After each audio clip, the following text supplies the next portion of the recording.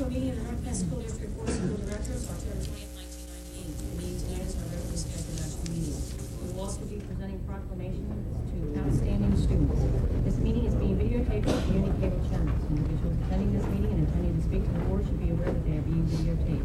In order to meet the requirements of the Pennsylvania Sunshine Law, it is necessary to record the names of all citizens who speak to the board during the meeting. To ensure compliance with this requirement, it is essential that those planning to address the board come to the microphone and state their name and address. Members of the audience are asked to limit their questions and comments to no more than 5 minutes. This limit will permit time for all those who wish to speak to the board to do so, and whenever members of the audience receive this time limit, the board president may ask the individuals to yield the microphone to the speaker. This is in reference to board policy 8344.2. This time, our special guest, Dr. Vincent Potter, will be releasing the pledge. I pledge allegiance to the flag of the United States of America and to the republic for which it stands, one nation, under God, indivisible, with liberty and justice for all.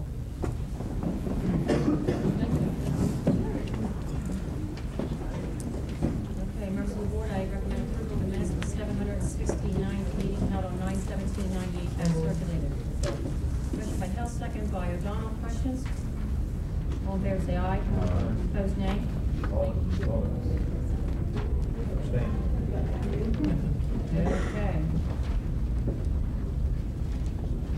So noted, Mr. Brown will send an extension sheet around to you for filing.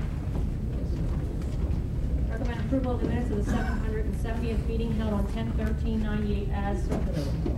So moved. Motion by Hill, second by O'Donnell. One question? Yes, ma'am. I believe Mr. Mosey was here on the 13th. I was absent. No, I wasn't. Okay. Mrs. Liberowski, please make those adjustments. Does everybody agree or have exception to that change? Mrs. Krieger was not here on that. Not those who was being absent, I was here. Mr. Mosey was here, and Mrs. Krieger, once you cast the vote, will be noted as an extension. All in favor say aye. Aye. Opposed, nay. An extension. Recommend approval of the minutes of the work session held on 10/13/98 as circulated. So moved. Motion by Hill, Second. second by Allen. Questions? All in favor say aye. Aye. Opposed, nay. Another abstention. Okay, thank you. Okay, folks, probably the best part of the night, proclamations. It's my pleasure tonight to have the board and administration recognize students who have been identified as semifinalists and commended students in the 1999 Merit Scholarship Program. This, in a sense, is the cream of the crop. These students are identified by taking the 1997 preliminary SAT National Merit Scholarship Qualifying Test, which served as an initial screen, and it represents the top 5 to 1% of students in the state and throughout the country. Tonight we'll be recognizing those students who have been commended and also those students who have been identified as semifinalists who will move on to the finals competition. And at this point I'd like to introduce our high school principal, Dr. Vincent Cotter, who will introduce the students.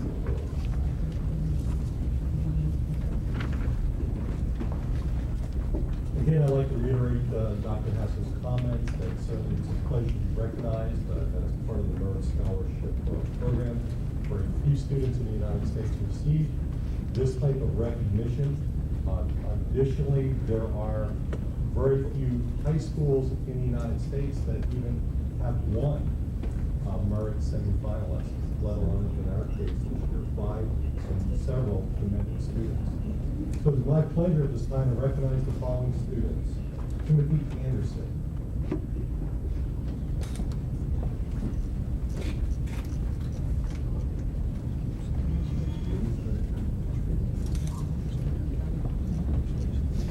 Christopher Casa-Nuovio.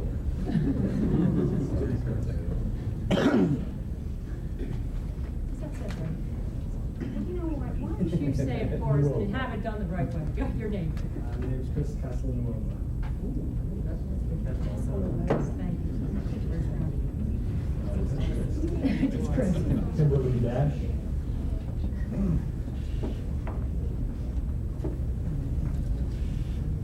Kimberly already done.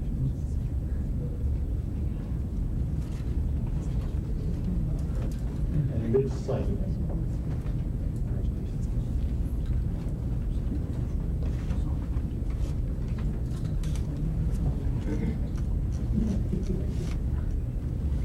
Ladies and gentlemen.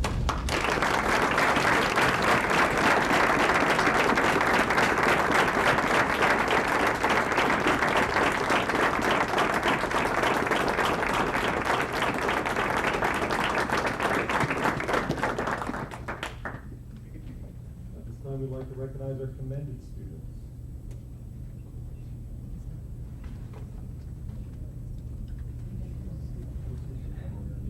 Ladies and gentlemen, if you come around and shake each of our hands, we can clap. I thought we were going to do the whole group at one time. Congratulations.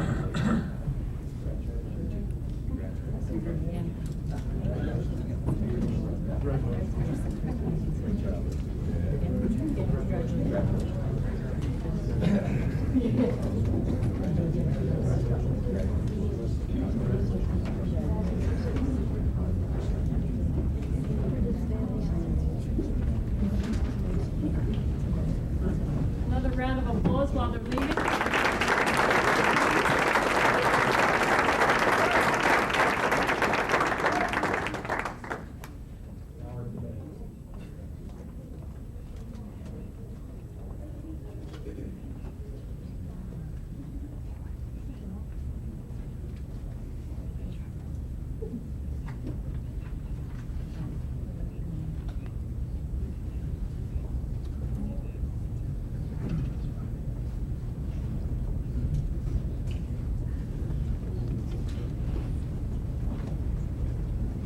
Sarah Black.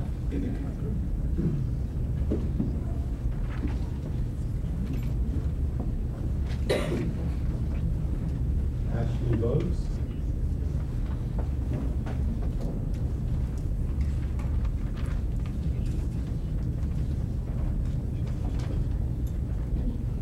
Laura DiLuigi.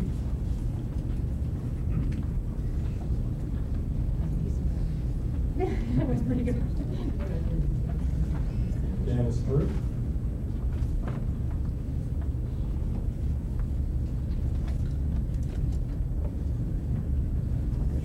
Jason Harris.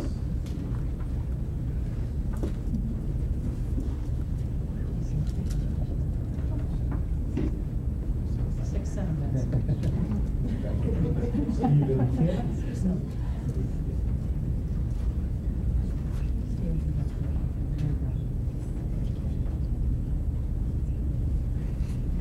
Joseph Rocky.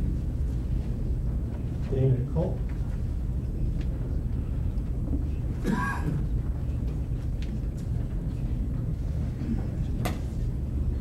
Jamie Rose.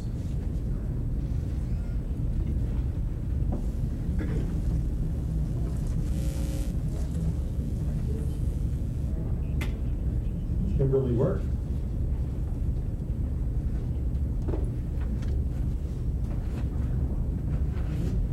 And Sarah Watts.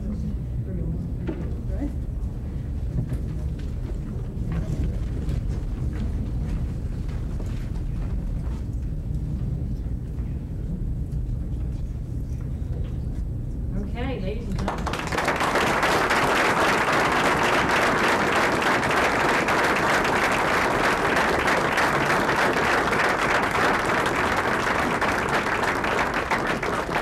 Well, it indulge me for just a minute. Mr. Shapinsky, would you stand up? Because I think you've been lying about being 6'9" all these years.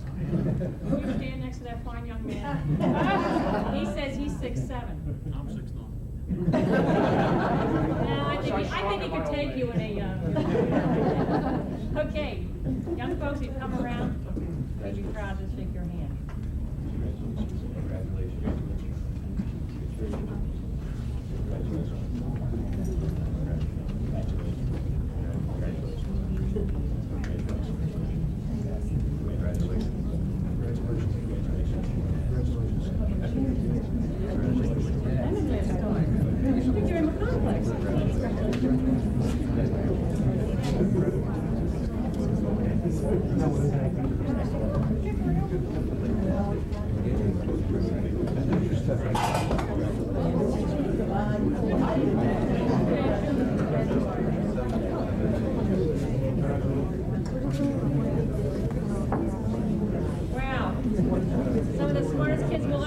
life. Another round of applause.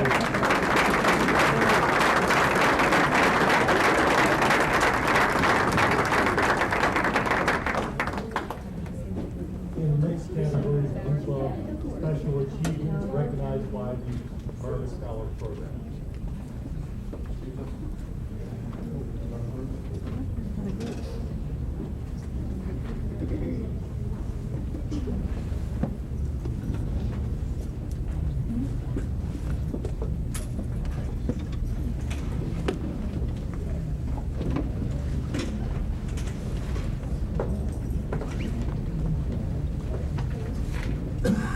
With us this evening as a semi-finalist in the Achievement Scholarship Program is Daniel Watson Bay.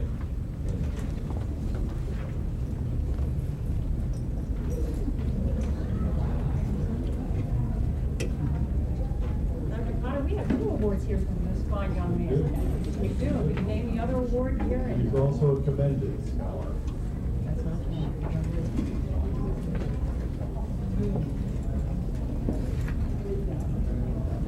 And finally, we have Eric Picachi as a National Hispanic Recognition Program Scholar finalist.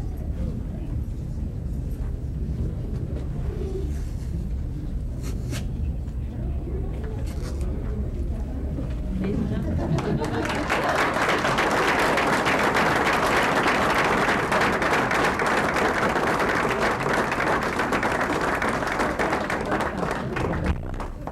He was tempted to hurl over there.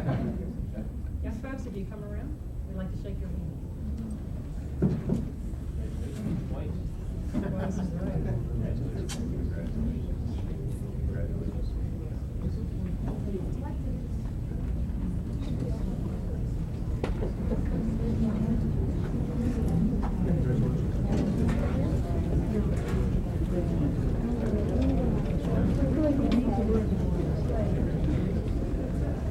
Hey.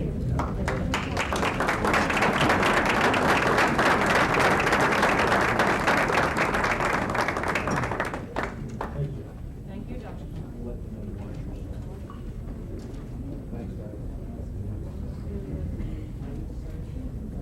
Hey, folks, any reports? Mr. Golden, if you shut the doors in the back.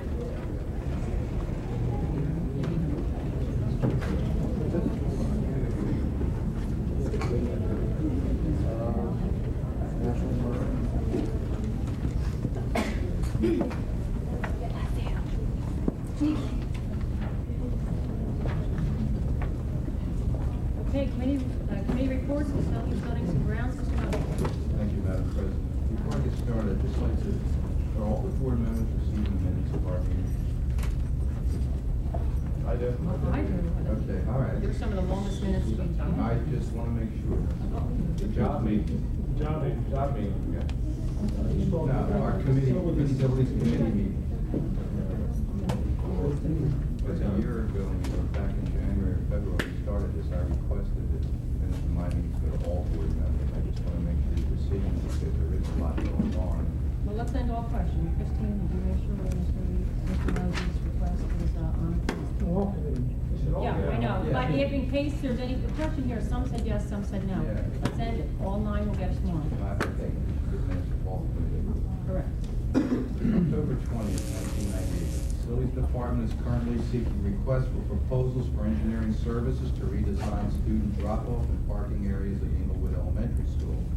A recommendation will be made at the October 27th, 1998 Facilities Committee meeting. Delaware Valley Energy Consortium opened bids for those of us that were chosen for the Pennsylvania Electric Choice Program.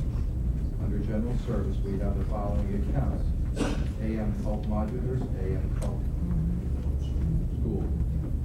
All right, Montgomery Elementary, North Wales, and Pembroke Modular. We currently pay 5.14 cents per kilowatt hour, and under choice, effective January 1st, 1999, we will pay 4.70 cents per kilowatt hour. This will be a savings of 23.5%. These accounts are PICO accounts that will be served by PP&L. At North Penn High School, we are a high tension account, currently pay 4 0.15 cents per kilowatt hour. Another choice will pay 3.82 cents per kilowatt hour, which is a savings of approximately 8%. 8% may not sound like much, but based on last year's cost, that would result in savings of approximately $44,980.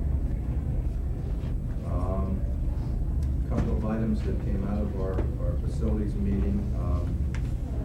Aware of the fact that we had a settlement situation at Oak Park that we were continuing to monitor. Has moved about 3/8 of an inch, and at our meeting, Mr. Wood has suggested, and we concurred, that we were going to have the engineer, Mr. Frank Abrams, back in. I don't know if he's come in yet or not. Mr. Frank Abrams, also, at that meeting, I mentioned it briefly at the work session last week. I had spoken to Mr. Wood and Mr. Strobel, and I think it was about 2 years ago, when we first came on the board, or 3 years ago now, we received a feasibility binder, an update of where we were with our buildings and recommendations. I recommended that they use that and come up with a 3 or 5 year plan. So hopefully we can keep our buildings in tip-top shape, and we don't have emergencies, and we can recognize and plan better in the budgeting process for things that may have to be done at future dates. I think it's wise to do it that way rather than keep getting hit with emergencies, generators 1 year, and boilers the next, and things like that. If we can anticipate it, it makes a lot more sense. And that is, the only other thing is that the oil tanks are in place at Hatfield, Nash, and North Wales, and they're operational. And we will be going out for a bid on the water conditioning system at the North Penn High School. We had budgeted $37,500 for that. Mr. Wood feels very confident that we can save some money and come in well under that figure, but we won't know until we get the bids. But hopefully this will be coming forward next month, either work session or action agenda meeting. Hopefully we'll have some more information at our committee meeting and a report. Thank you, Mr. Rossi. That's an extra assignment to do that long-range plan, and I'm hoping would stay with that and share that. Absolutely. Do you have a timeline by which that could be completed? Because my concern before was the completion of the high school and any future plans, Mr. Wood might. No, at this point, I hadn't put a timeline on it. I'm hoping that we hope to have the high school closed in by the 1st of December. If you've gone by now, you'll notice they started planting the trees and the shrubbery. The addion is completed. They're putting the roof on now. We'll be starting the roof.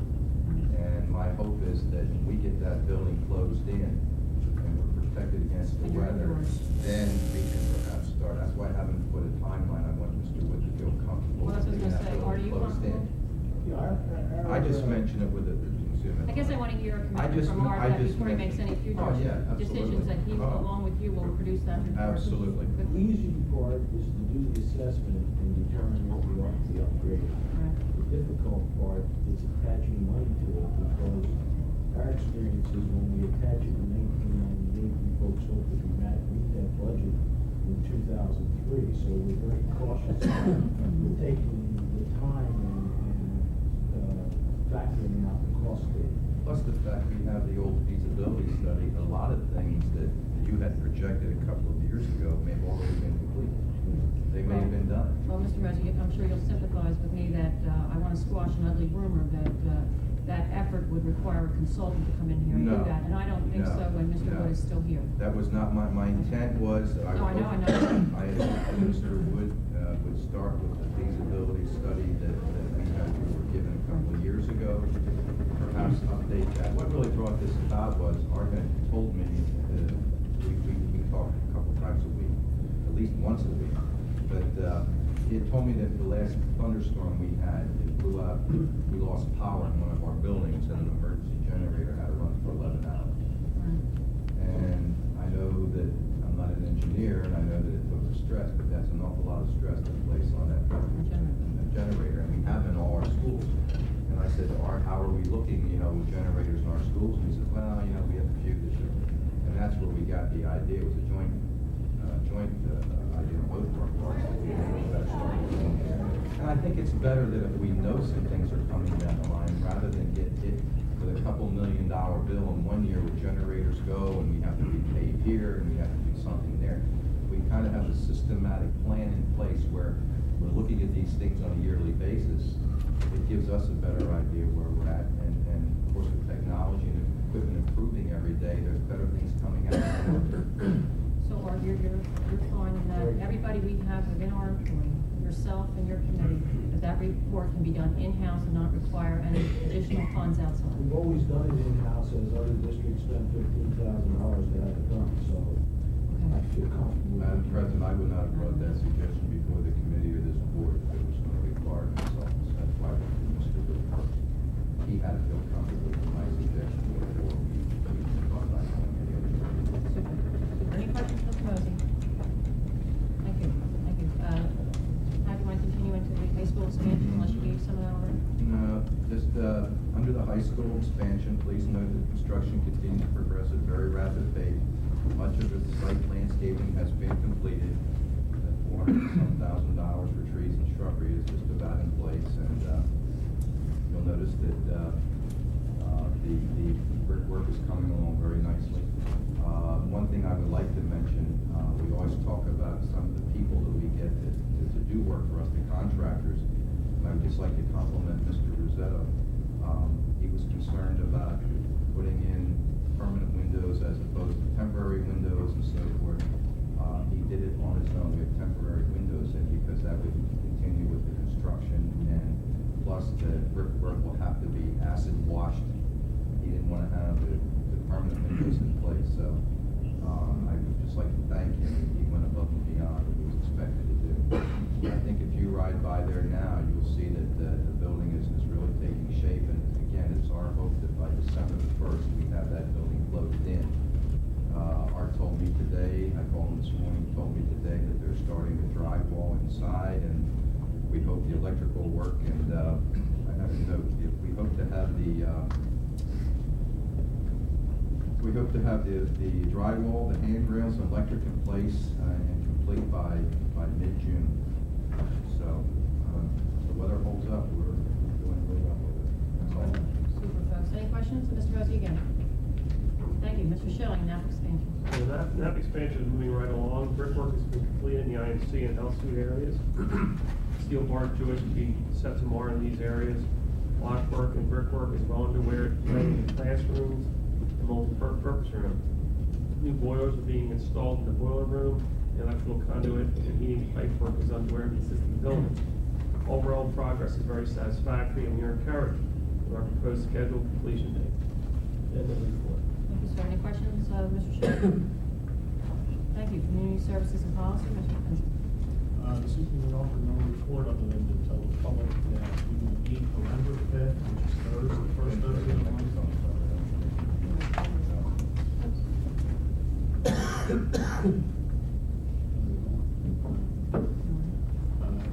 Once again, we offer no report this evening other than to inform the public that we will meet on Thursday, November 5th at 7 p.m. And no report. Okay, any questions, Mr. Shapinsky? Yeah, I just have a question. Just in regards, and you might not even be able to answer, but probably will. The replay of last week's meeting has not been shown on NPTV, and I was wondering, has there been a change in broadcasting of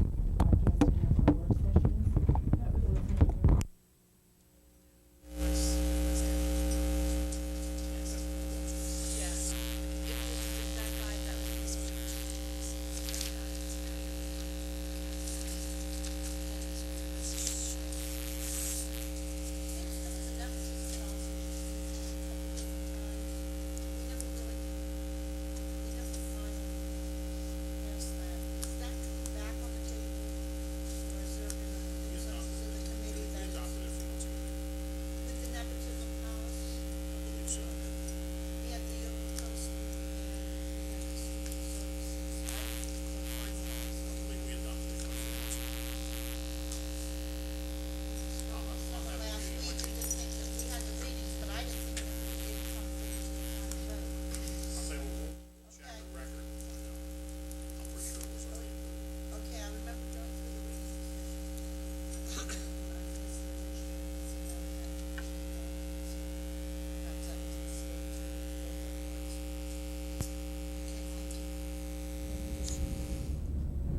Mr. Golden, we having a problem with microphones? We'll try to correct it. Okay. Folks of the audience, can you hear the board members and the reports? Or you can? That's good. All right. As the gentlemen are working on it, folks, keep in mind that the audience cannot hear all of us all the time, so if you'd take the extra effort to speak up, I'd appreciate it, and I'm sure they would too. Any questions of Mr. Sherpinski? I think we're concluded. Mr. Sher? Okay, redistricting, Frank O'Donnell.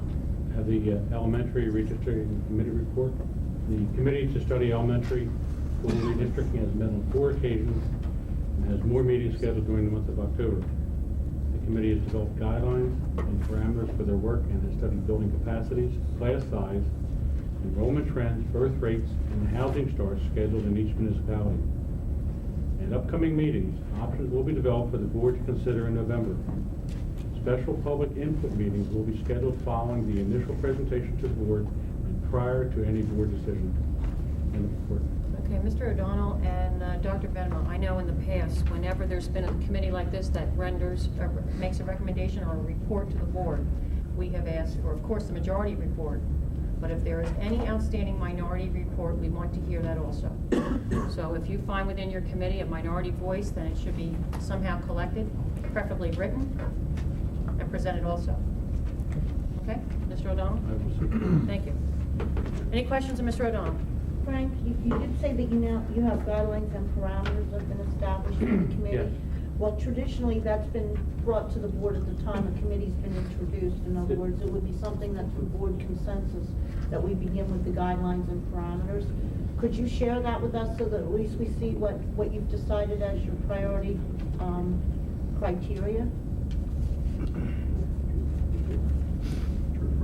In other words, you just said you have guidelines and parameters. Like, and stuff. you can have copies for sure. Okay. Just keep in mind, the initial direction, the initial focus, which is quite a bit. Sure, I'll, Christine, if you could, do you have copies of that? Of the guidelines? I have it. Okay. And I guess the other question would be, have you established within the committee or the committee itself determined what your deadline date was? Do you have you selected a month? It's the intent of the committee to bring forth all the recommendations to the November board meeting. And then after that, 3 public meetings, and I wanted 3. At least 3 public scheduled meetings so everybody will have a chance to give their input. And the committee will meet again, probably maybe more than once, we'll meet again, and then bring the final recommendation or recommendations to the board in December. So, The work session.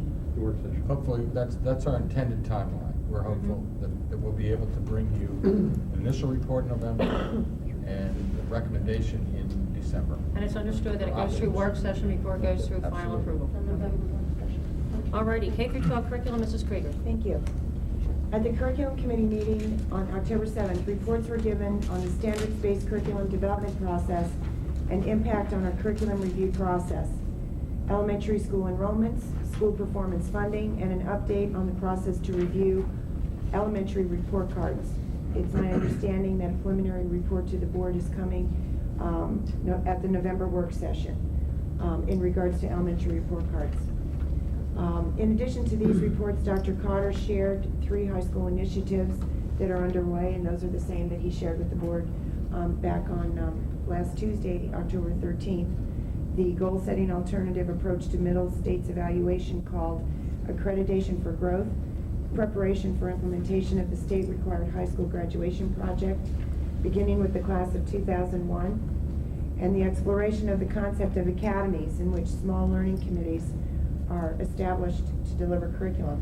And a summary of these initiatives have been given to board members and is also available tonight for members of the public. On tonight's agenda, the board will find under Superintendent's Report A, the approval for Gwinnett Square Elementary School to apply for an environmental protection grant in the approximate amount of $30,000. And also under federal, state, and other programs, Dr. Benema has recommendations on several grants acceptance of several grants that the district has applied for and received allocations. We hope that you can support those tonight. Thank you. End of report. Okay, thank you, Mrs. Krieger. Any questions, Mrs. Krieger? Alrighty, Dr. Hassel, if you would pick up with your thoughts. Over the weekend, I had sent a request to the board and would like to make a formal proposal tonight that would request to schedule an extra early dismissal for the senior high school only on November 20th to deal with the concept and issue of safe schools and violence in the schools. It would provide an opportunity to have in-service for the entire staff addressing these issues. It would also provide an opportunity for the staff to review their procedures, responsibilities. There'd be workshops on how to deal with aggressive and threatening student behavior. We may also, as part of the tentative agenda, include speakers from the Montgomery County DA's office, speakers from the Governor's State School Initiative, local legislators, breakout sessions for staff, workshops dealing with various student behavior, training on effective measures, etc. November 20th is also a scheduled early dismissal for elementary and middle school students, so it would fit nicely with our transportation for the day. This workshop could then provide a prototype, in a sense, for future workshops in subsequent years for elementary and middle school students. It was really an outgrowth of a number of us attending, along with some board members, Governor Ridge's Safe School Summit at Abington School District, also some of the needs voiced by the staff. I realize that this comes after the adoption of the calendar, and also that we didn't have time to run this through the various committees that we normally would do, but we wanted to take advantage of the November 20th date early in the year and move this. We also have checked with our Act 80 days, which the state requires us to make sure that we have enough of instructional hours for students, and at the secondary level, specifically at the high school, we only have 5 early dismissals built into the calendar versus about 11 at middle school and elementary, some of those which are parent-teacher conferences. I think it's a good opportunity for us to get involved with this issue, which is a national issue, and make sure that we're on top of everything that we need to do. I would also say that the high school staff has put into place some tentative plans to meet on their own after school to initiate this whole process. So I think it's a nice give and take of the staff indicating some of their own time that they're willing to give to this issue, and then also while we have all the staff there, so that we can address those staff members who are either involved in sports, etc., we could do it on an early dismissal day. Dr. Cotter is here in the audience, so if there's any questions from the board, either he or I will be able to hopefully answer your questions. Something I wish to add is the fact that aside from settling a contract approximately a year and a half ago with the Education Association, we've been able to work on quite a number of efforts and pacts together that have proven to be successful between the NPEA and this board. Technology, the teacher's contract itself, merit pay, and the committee work being done there, and now this opportunity. As the doctor has already said, that this opportunity is timely, it's of important essence. We are the largest suburban school district in the state of Pennsylvania, and it's so important, in fact, that Congressman Fox, who attended the football game on Friday evening, made a commitment to Dr. Cotter and myself to allow him the opportunity to possibly produce this summit with CNN. So if that can be arranged through the Congressman's office, and that's in the hands of Dr. Cotter, again, that's a great opportunity for this board and the NPEA to provide this to the community.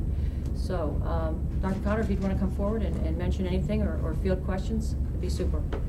Board questions to the left, Mr. Mosey. No question. Mrs. Krieger. Thank you very much. I don't know if I have so much as questions, maybe just some suggestions that coincide with some of the work that's going on in our state Senate. Just recently, we have 2 Senate bills. Don, I hope I'm not stealing any of your thunder, but there's 2 Senate bills, Senate Bill 1514 and 1515, which complement each other. And it's in regards to School Violence Prevention Act.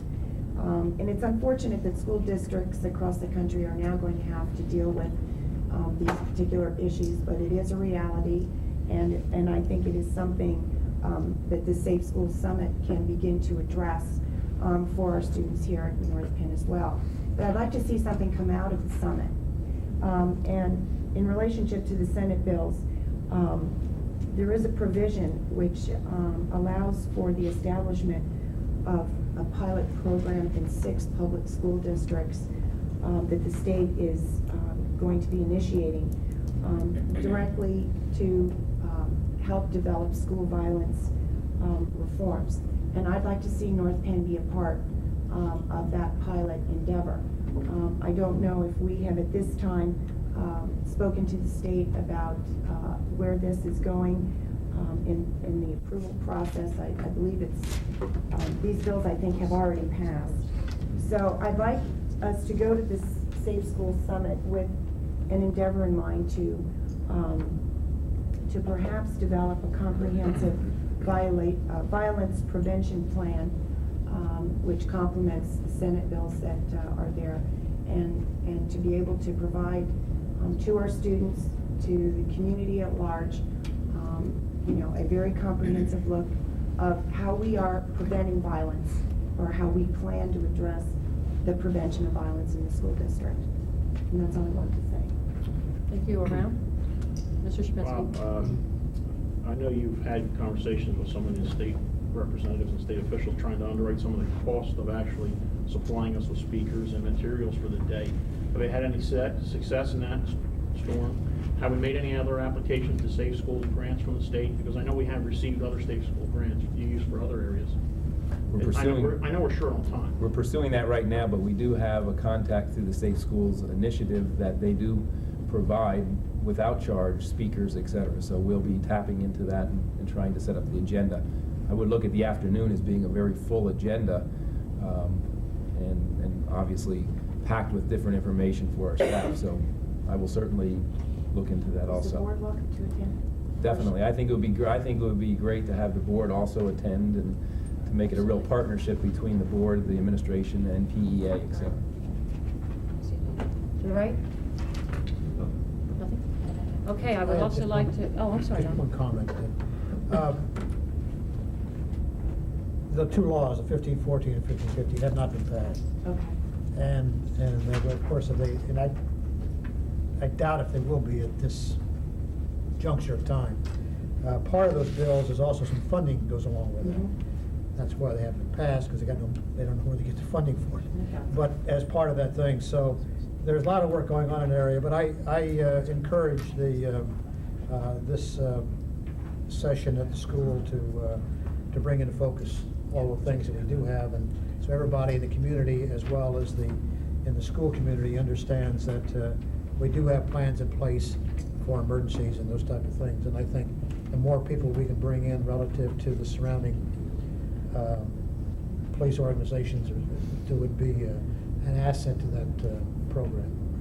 Okay, I'd be neglectful if I didn't thank Mr. Shapinsky and Mr. Hill for helping spearhead this idea. Mr. Jordan's in the back, I thank him also. And Dr. Cotter, if you would stay on Congressman Fox to see if he can come through with that CNN opportunity, it'd be wonderful. Yeah, and I simply wanted to respond to Mr. Hill again. We are doing many of the things indicated in the Safe Schools program.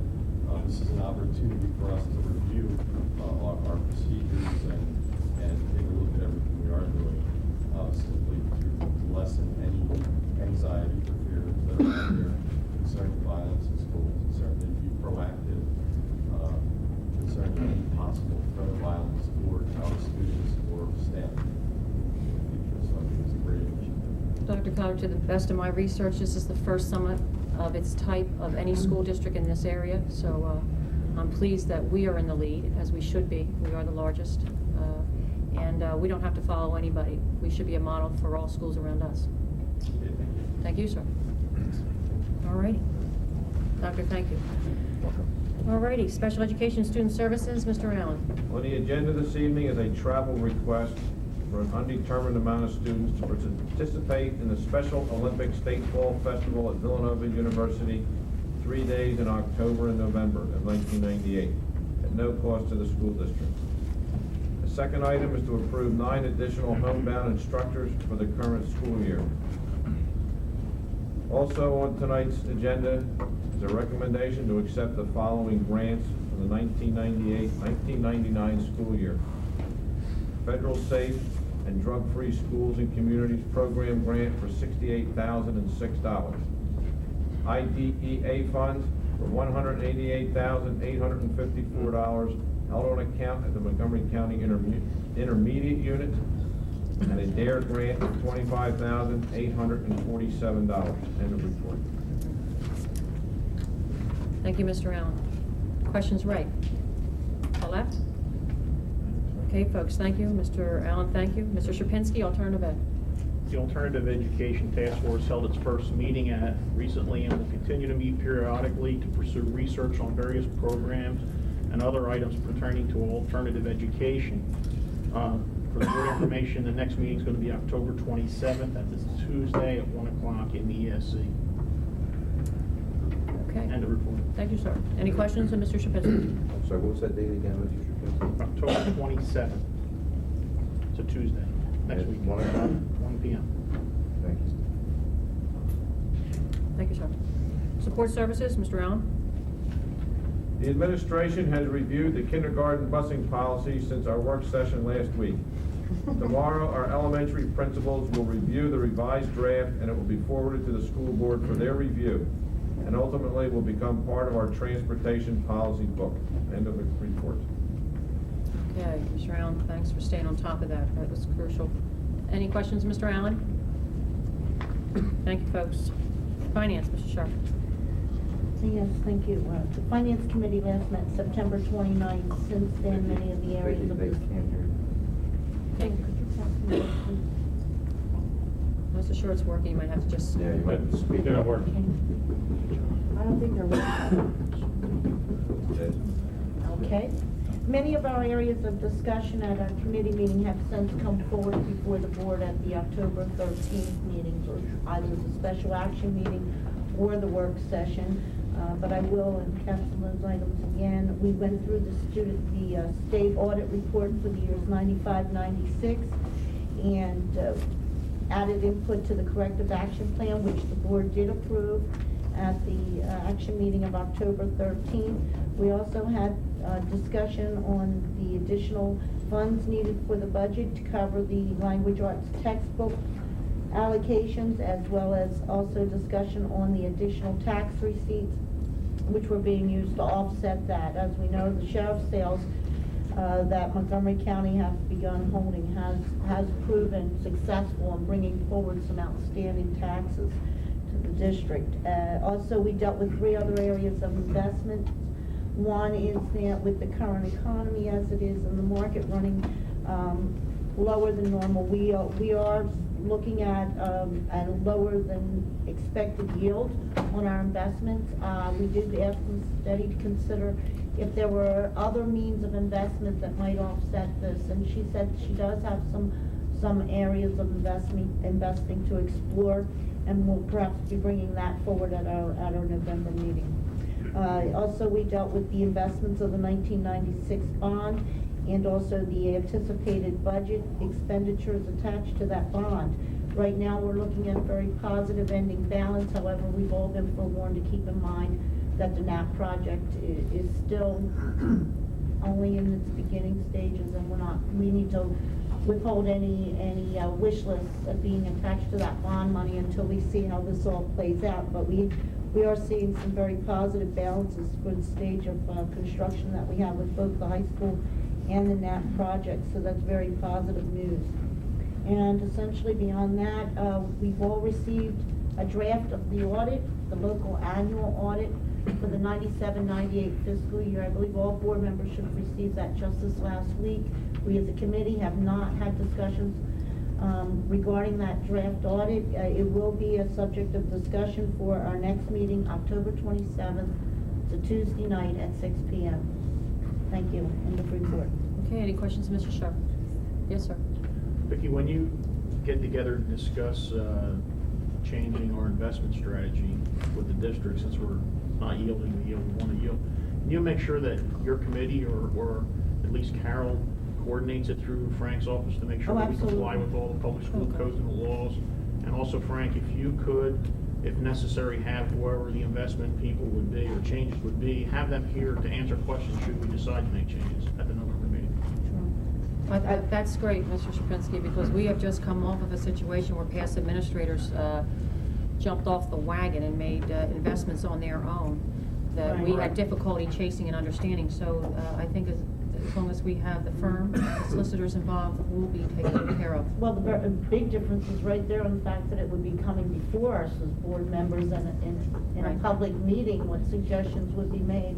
And certainly, while we'd like to see what we can gain the greatest yield for, it has to be a safe investment. We all know that. And there's some very strict regulations in Pennsylvania as to what you can invest. But I would, taking into account that Carol has traditionally been in the New Jersey school system where there may be different regulations, see that there's a follow-up review by our solicitor's office. Well, at this point, she's only gonna make suggestions to our Right. committee anyway, so we're kind of putting the cart before the horse here. Right.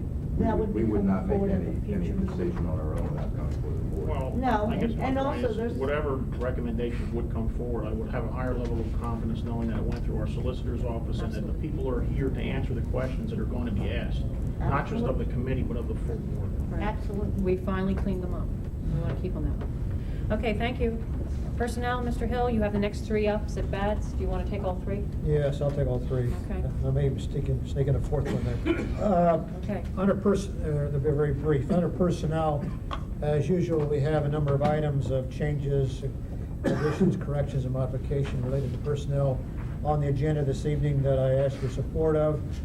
Under legislative, there is very little going on in that area right now, other than an election coming up in a couple of weeks, so that activity is kind of grinded to a halt. And it's a question how much will be done by the current legislator before they do go out of have to start everything again to the first of the year, because all bills that haven't been passed get thrown out and you start over again at the first of the year. So I don't expect too much to happen in that area. Technology had their committee meeting on October the 1st, and at that time we got updated on the implementation of the technology plan, where we stand within the plan, and how are we doing, and we're still on schedule and moving ahead with the plan as it was originally laid out, and the equipment that's been installed is being used by our students. One area was in the elementary schools, that wiring is now going to proceed in those buildings, and we hope to have the computers starting to be installed and used in the elementary schools coming the first of the year. And while the wiring may continue into February, as the wiring is completed, we'll be adding the equipment in a phased-in method over that period of time.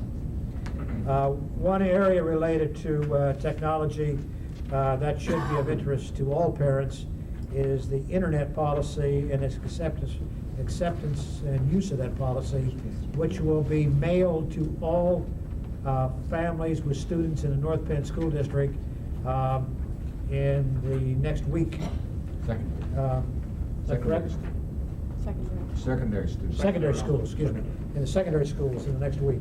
That policy requires that the parent read it, understand it, and sign it as their approval that they are going to adhere to it, and that their student is free then to use the internet. We also had some discussion regarding the financial status. We have a plan showing how much money had been approved for technology and where we stood in that and how much had been spent, and we seem to be on target in that area. On the agenda this evening is a recommendation for some purchases of computers for the elementary schools that I spoke about before. We have an opportunity to buy these or to start the leasing process of these computers at an earlier time, and having a cash saving of several hundreds of thousands of dollars, which is an opportunity for us then to have more for our program in the future, and so we want to take advantage of that. That pretty much covered what was handled in technology, where we are today. The next meeting will be held on November the 5th here at 6 p.m., first Thursday of the month, as we always schedule those meetings. Since I have the floor, I'll just say that the meet and discuss have no report. Okay, very fair. Any questions of Mr. Hill on any of these items? Mrs. Krieger? Thank you. In regard to personnel, Mr. Hill, in relationship to the earlier discussion about minutes being added to the board, I've never gotten any minutes from the personnel committee. Personnel meetings are all executive sessions, and no minutes are taken of executive sessions.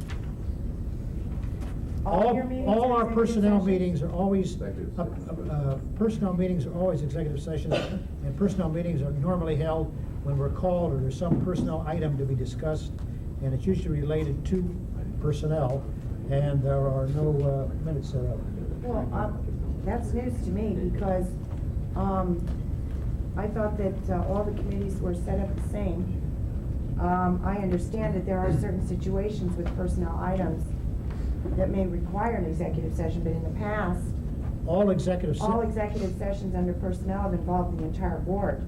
And if there isn't going to be any minutes of your executive sessions, then it would be my recommendation that the board consider having all those executive sessions being notified of, so that if we want, we can attend. Well, what we have, like this evening, we had an executive session. Right. And there were personnel recommendations.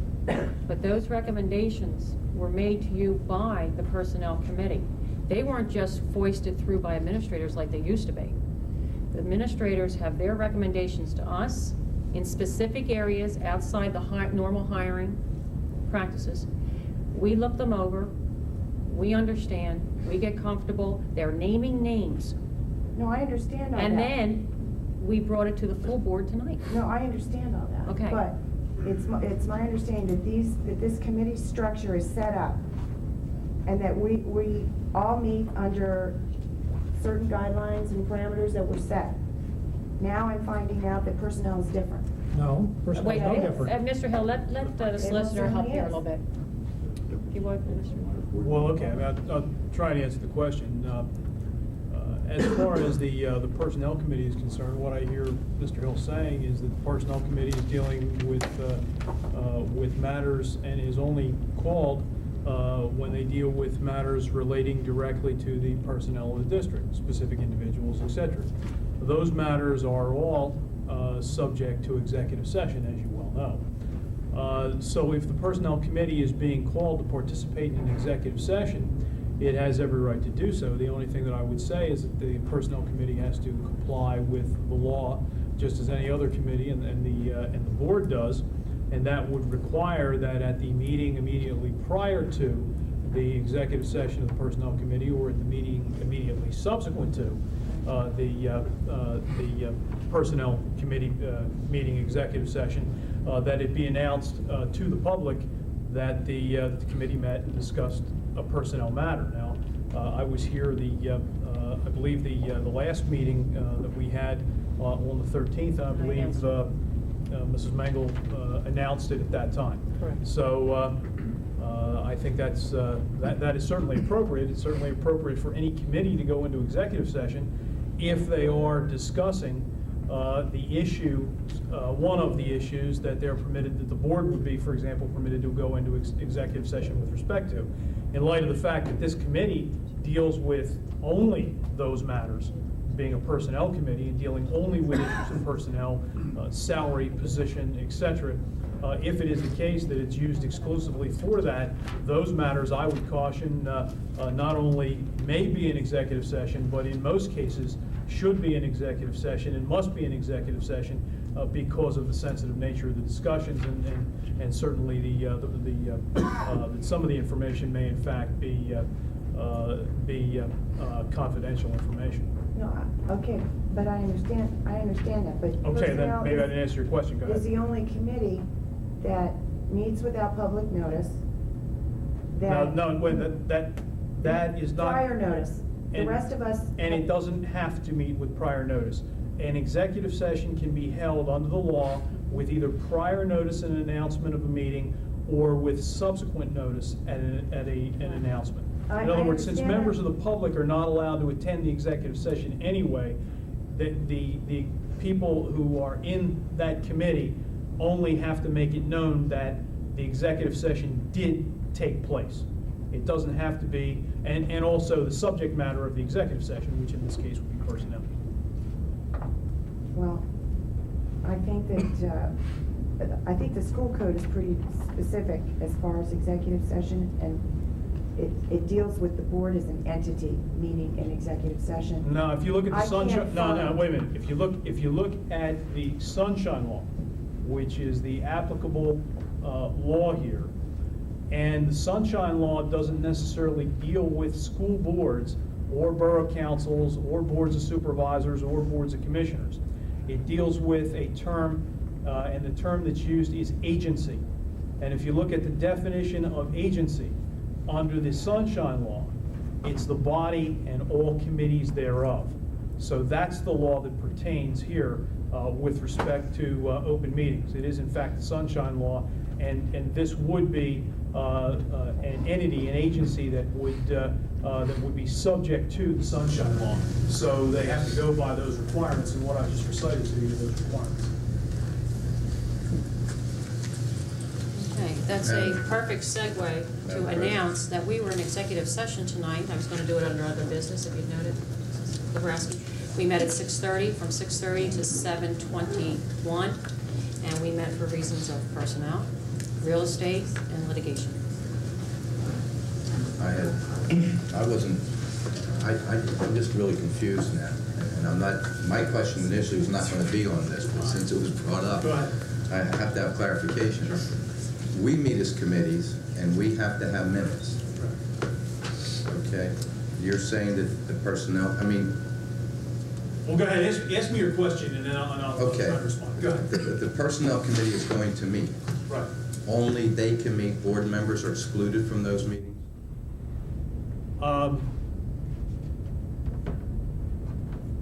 When they meet in an executive session, they may meet in executive session, and anyone they determine is necessary with respect to that executive session. In other words, as a board member, you do not have a right to be in a committee meeting executive session if you are not a member of that committee. That's the law, okay? However, that committee may certainly invite you into their executive session if they deem it appropriate to do so. And that's true, by the way, not only with respect to the Personnel Committee, that's true with respect to any committee. You have a right to be in the executive session if you are a member of that committee. You may also be invited in by the committee in the executive session in the event that you're not on that committee. But when we have our meetings, like we have finance and various other committee members come. Right. They participate in the meeting whether on the committee or not. Right, and they are entitled to do so, not necessarily as a committee member, but they are entitled to do so because, number one, unlike personnel, finance is not an item that necessarily you go into executive session for under the sunshine law. So that would be, generally speaking, your finance meetings would be meetings open to the public. If they are open to the public, then any board member, just as any member of the public, can go, and they are entitled to participate in what you call here an audience of citizens, and maybe called anything else, but they are entitled to participate in that, or they are entitled to participate as board members pursuant to your invitation for them to do so.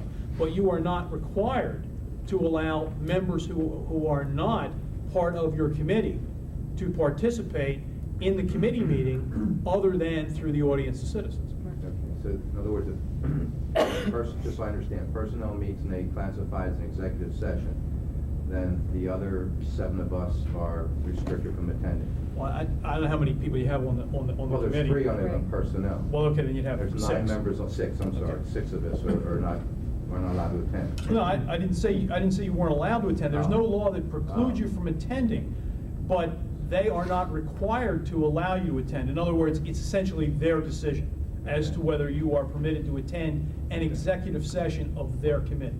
And we could do the same thing with our committees, if we With decide in respect to, finance to have with an respect to session. executive session matters, Okay, all right. okay?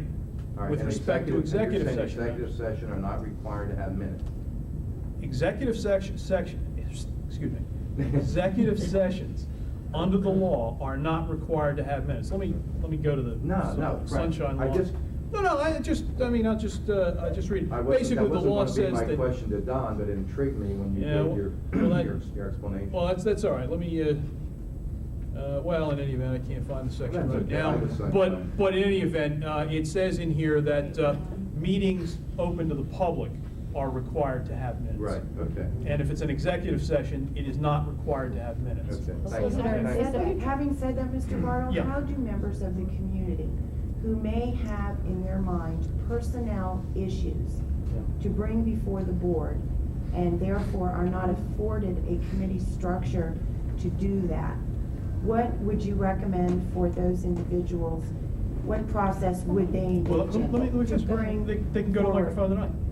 Okay. They can go to the microphone tonight, and they can go to the microphone at your work session. So even though it may be a sensitive situation with a parent, a teacher, an employee, somebody in the district, you would want them to come to the public microphone and engage that publicly? No, you just asked me how they could do How they that could. with, in an open setting with the board.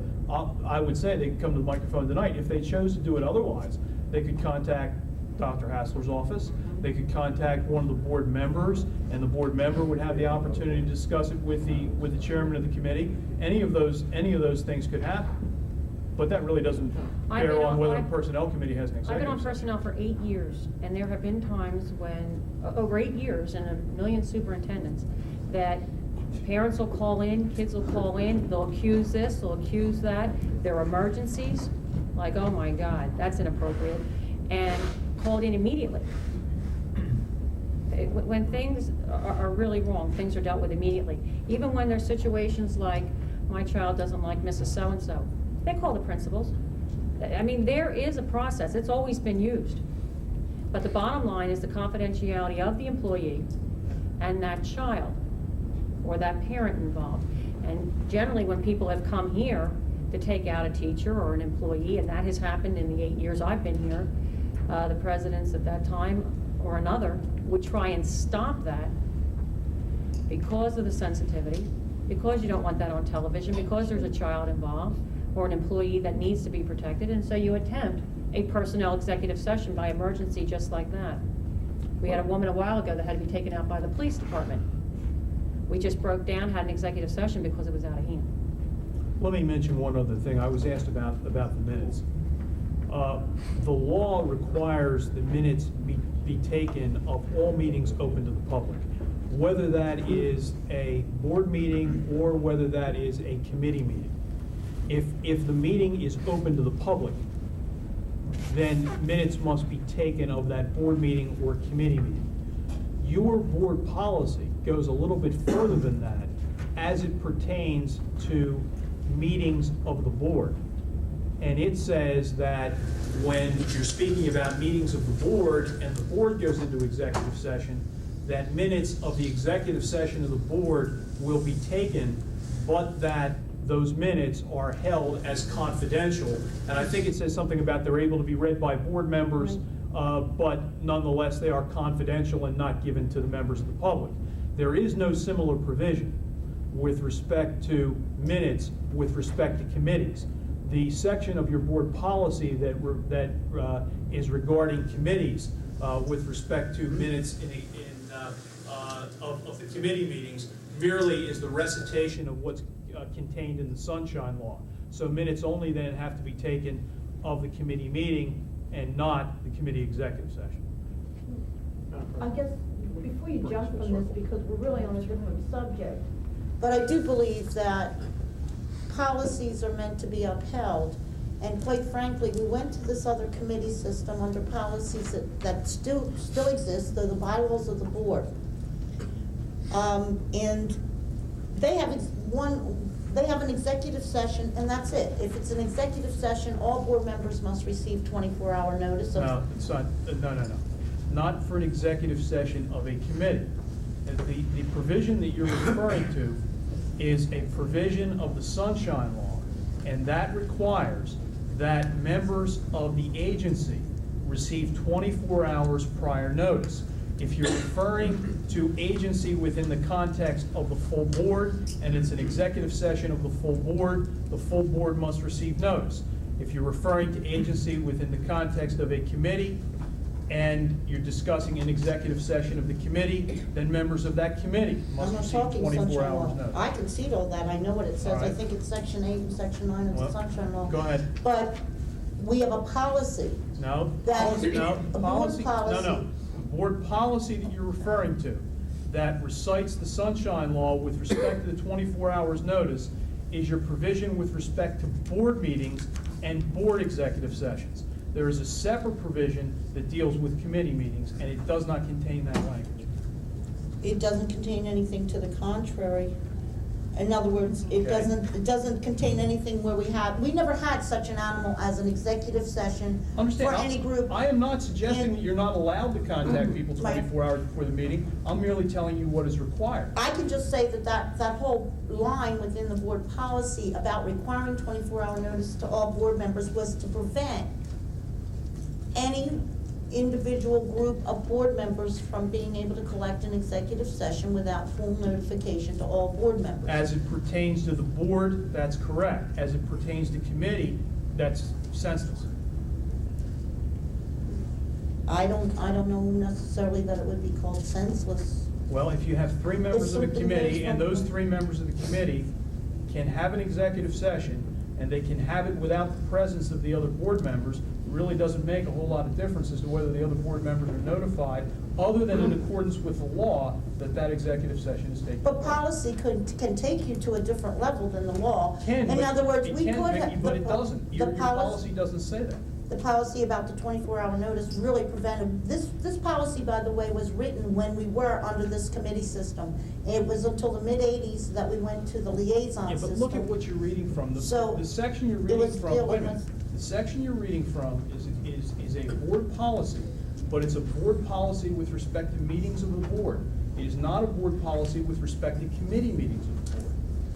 Well, if decisions are being made where administrators are bringing recommendations, and what happens is that the personnel committee decides when they flesh all this out, what it is they want to bring a recommendation to, you basically have a decision that's already brought you one recommendation minus all the rest of the dialogue or Okay, recommendations. are we arguing about what the policy says, or are we arguing about what you think is a good idea? I'm saying the policy itself, as it reads to me, does not say that this is only for meetings of the board. It says that basically in this school district, the executive sessions are given, come with 24-hour notice to all board members, and there is nothing that has negated that policy. And there's quite a few others, by the way, that Vince, your committee needs to look at in Okay, the bylaws, because it says Let me we'll keep disagree with you. minutes. Let me disagree with you with And respect we're all to looking that. at I it. have read that provision. That deals with meetings of the board, and it deals with executive sessions of the board. It does not deal with executive sessions of committees. There's a separate policy that deals with committees, board committees. And in that, it references what the requirement is with respect to minutes. And it does not provide any notification other than the notification that would exist in any event due to the Sunshine Law. We're way off track now. Sharice, where did you take us from? Were we on K to 12 in personnel or legislative? Mr. Hill's minutes, I apologize. All righty, Mr. Allen. Yeah, I have another question. I have another question for you under technology too. Okay, I know, I'm trying to get around here. It's Mr. Allen, Mr. Schilling, any questions? It's not a question, but could all this be settled if we just decided, that if any committee has an executive session, all members are invited with 24 hours notice? Does that answer? For the committee.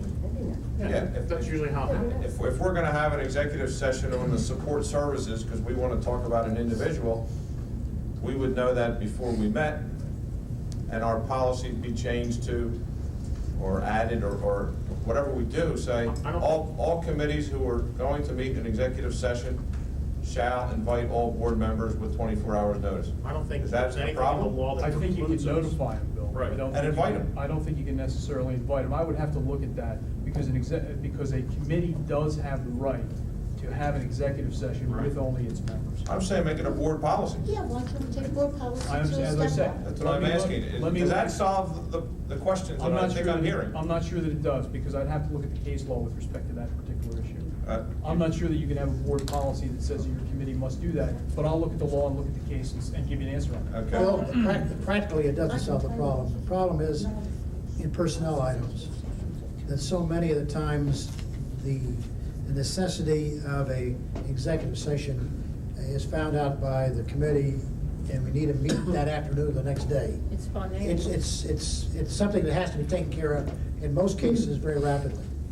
And if we said that we're going to make a notice of 24 hours and make a mailing or do something like that to all board members, I think it would just complicate this process as far as personnel I'll just items. eliminate the 24-hour part, so when committee members are informed, you know, I don't really care, I don't necessarily want to go, but I'm trying to get through this so we can move on to the next report. And I'm thinking maybe it's a I'll tell you what, simple since answer. This is a policy issue, and we meet November 5th, if you could put in writing what your concerns are and what you want to do or what you want to address, I can address it on November 5th, because we have been bringing board policies to update constantly. We have probably a full agenda for November 5th, and a lot of these things want to be addressed then. Because a lot of confusion is, we have some old old policies that don't really, you know, are really not relevant to how we do business under the committee system. We have to update a lot of that stuff.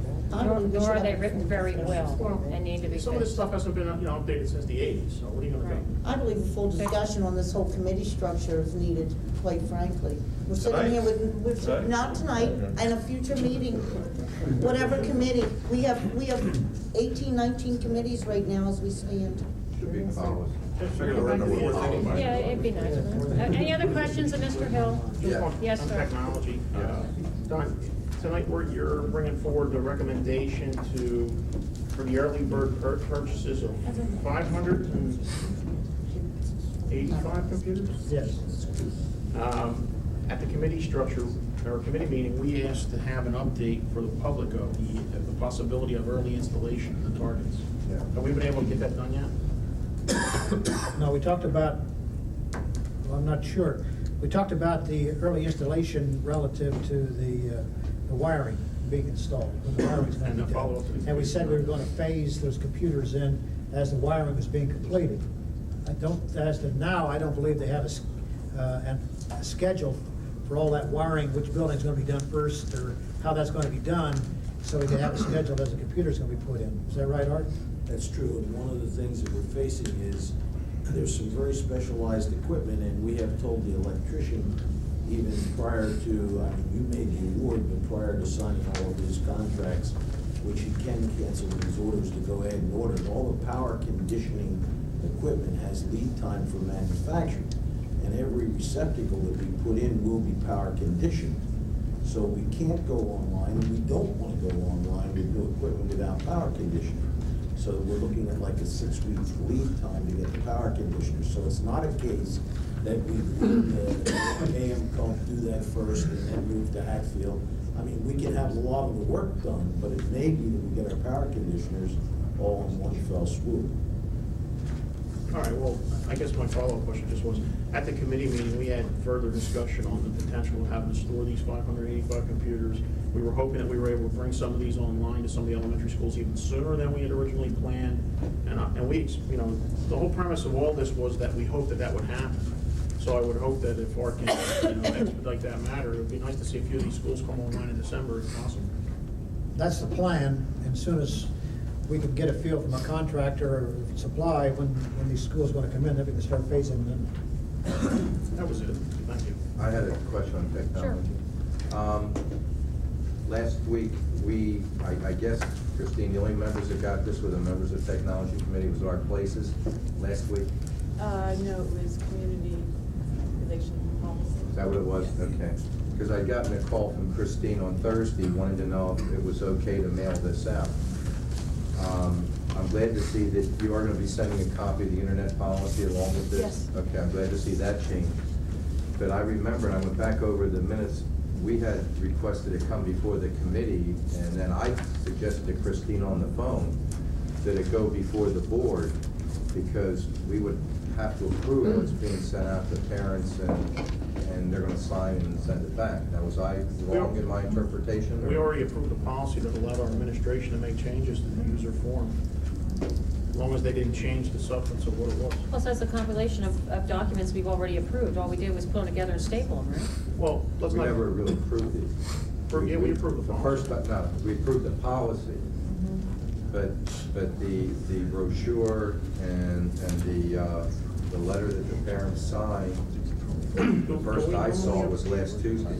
Do we normally approve what you guys send out? I mean, I get stuff about my kids' hepatitis shots, and Yeah, I never approve any of that. I mean, is that all? The board approved? gets a report on that every year, right, Lou? We provide copies, we don't bring all I'm our just- letters I was that we just send home to asking parents. as a matter of procedure, that's all. I mean, I don't have a problem with them. It's just, it was funny that I got a phone Well, call to see could if you- it was okay to send it out. Could you copy the board on everything that we're gonna send out? I mean, They have copies. I know I got copies. They all got copies tonight. There may be, it's still in the process, we're having principals look at it tomorrow, so maybe a few changes. Well, that was part of the committee. We requested that the administration and principals at user levels review this so that it's Right. understandable, readable, easy for the parents to really understand what we're asking Right. them to do. We're in the process of doing that right now. Okay. When was that being done? No, because I know that I made the request at our committee meeting, and I know it was in the minutes, that the committee see a copy of what was going out before it was sent. That's correct. That was, and when I got the phone call, I was like kind of taken back, because I thought it was gonna come up at the committee meeting. When does it get mailed? No, I was under the impression that you wanted to see copies, members of the committees wanted to see Fine, copies. okay. And get your input with respect to concerns that you had prior Okay. to any mailing, and that's. And we haven't mailed it yet, have we? No. Probably that's my fault then for the lack of understanding, so next time when I request something, I'll be sure I dot the i's and cross the t's. Thank you. Okay, Mr. Hill, I will never put all four of your reports together one time again. I've learned my lesson. Okay, Mr. Mosey, North Mako Technical Career Center. Yes, I will try to make this brief. We had our monthly meeting last night, and some good things came out of it. First of all, we did hire a Dr. David Liggett, who will replace Dr. James Kraft, and I am glad because I've been in 4 interviews, and I think we finally found someone. Second item, they're going to set up a committee to review the year 2000 policy, which is very important. It was suggested by a solicitor. Other 2 items are money. For the project, there was a total of $377,703.57, which is going to be reimbursed to the districts. North Penn should have received credit this month, according to Ms. Burns, the business director over there, of $241,336.30. There is also an item of $489,334.15 in question. She has not broken it down yet because there's $183,000 which had to be put in escrow, and they have to see how much they're getting back. So we'll receive an additional portion of that $489,000. Also, come July, PlanCon reimbursement, Dr. Irwin says he's looking at something like $1.7 million will be coming back, which will be distributed among the districts. Also, they sold some old machine shop equipment over there and received $26,107. And the last item I have is that, and I was not aware of this, a recommendation will be, 2 items. A recommendation will be coming forward to the JOC next month. They have never had a security person over there. And with the number of that school, over 1,000 people, the staff and the administration handled all the security. They walked the halls and the parking lots and everything else. And Dr. Irwin says with the size of the school and the other things they have to do now, he's going to make a request for a security person. And also something that came up, which they were concerned about, is the lack of attendance by JOC members. We barely had a quorum last night. We had 6 people. And if one of us had not showed up, they couldn't have gotten any business done last month and had been postponed. So they're looking for a renewed commitment from people who serve on the JOC to please try to make every effort to attend the meetings. End of report, Madam President. Okay, thank you, Mr. Mosey. I remember back in the 70s, their security was a guy that used to walk around the hallways with a welding torch. Probably. He had a big reputation back then. Probably. Any questions, Mr. Mosey? Thank you. Just one. Yes. Pat, do they have minutes of the meetings? Can we keep copies of it? They send us minutes. I thought all the board members, I guess just the JOC members. I will make a note to contact that. Does every board member want to see minutes? Well, Pat, that's what I was asking, if you could raise it for them, because just like the intermediate unit, I think all of you know, each of us receives those, and it gives you the minutes and attendance, and you also get to see how you're being I will represented. call Dr. Irwin tomorrow morning. And if you take that forward. You're just gonna have one sent to Christine? Want me to do that? You can send them out to our Sure, office. save the Make stamps, copies? right, in her office mails. All right, okay, Government County Intermediate Unit, Mrs. Strickland. No, municipal relations. Municipal relations is first. And once again, I continue my 8-month streak of no relations with me. Just no report. That's wonderful. That's wonderful. Any questions of Mr. Shapinsky? And his Why not? lack of relationships with other municipalities? No relation. Montgomery County Intermediate Unit, Thank Mrs. you. Krieger. The last meeting of the Board of Montgomery County Intermediate Board was on September 23rd. And lots of things were discussed. I will keep this brief.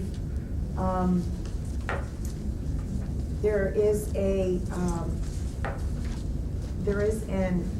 understanding that after elections, a run to promote a school voucher bill will be coming forward from Harrisburg.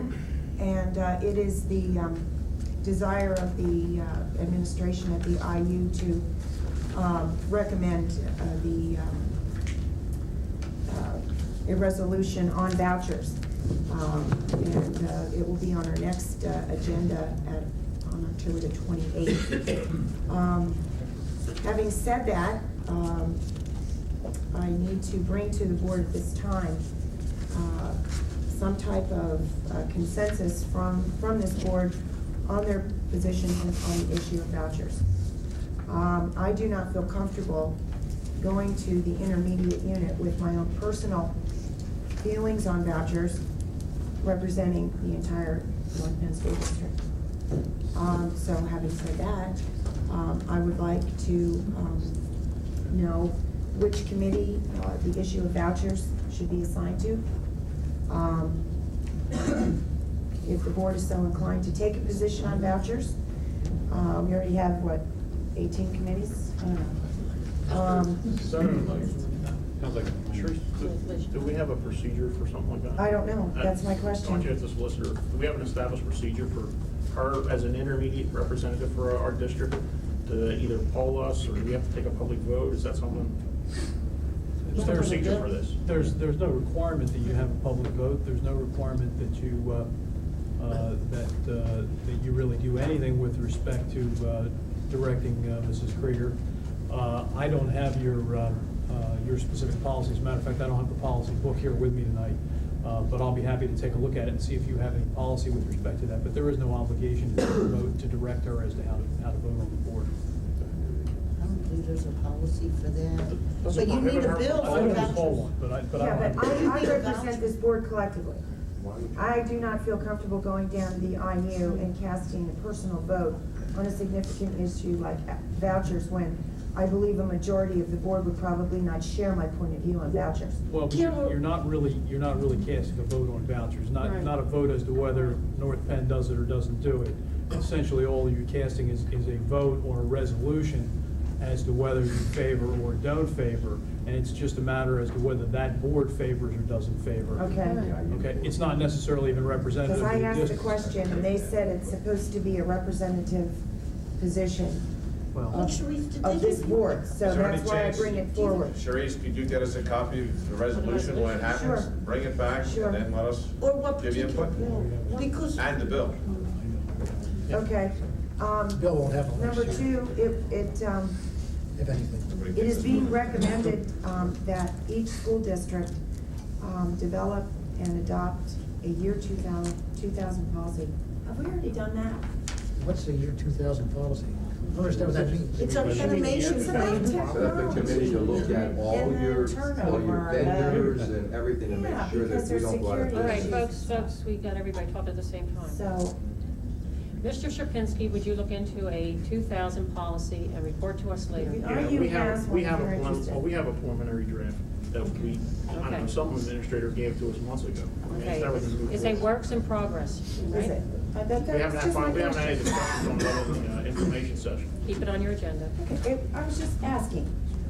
Also, each board member should have received the annual IMS report from the intermediate unit. If you did not get it, if you have no idea what I'm talking about, let me know, and we'll make sure that Dr. Benema contacts Dr. Harkin to get your copy. It's good reading.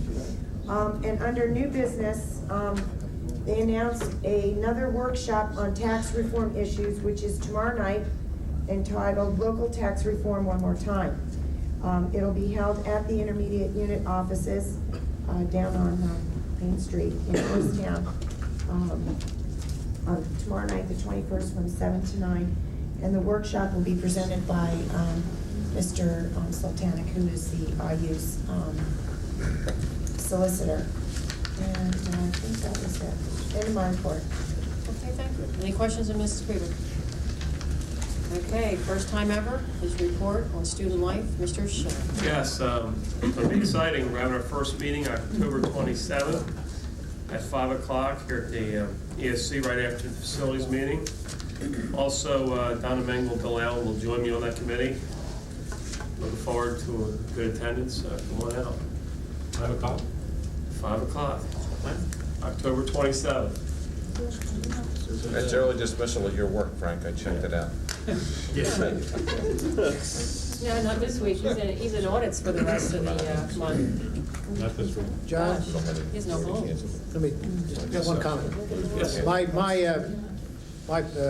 My goal for that committee is that, I noticed, as is related to this month's agenda we're voting on, is all these trip travel. That'll be under. We got a ton of travel in this month that, there's no way that I can understand what all that means. And I'm counting on your committee to say it's all good.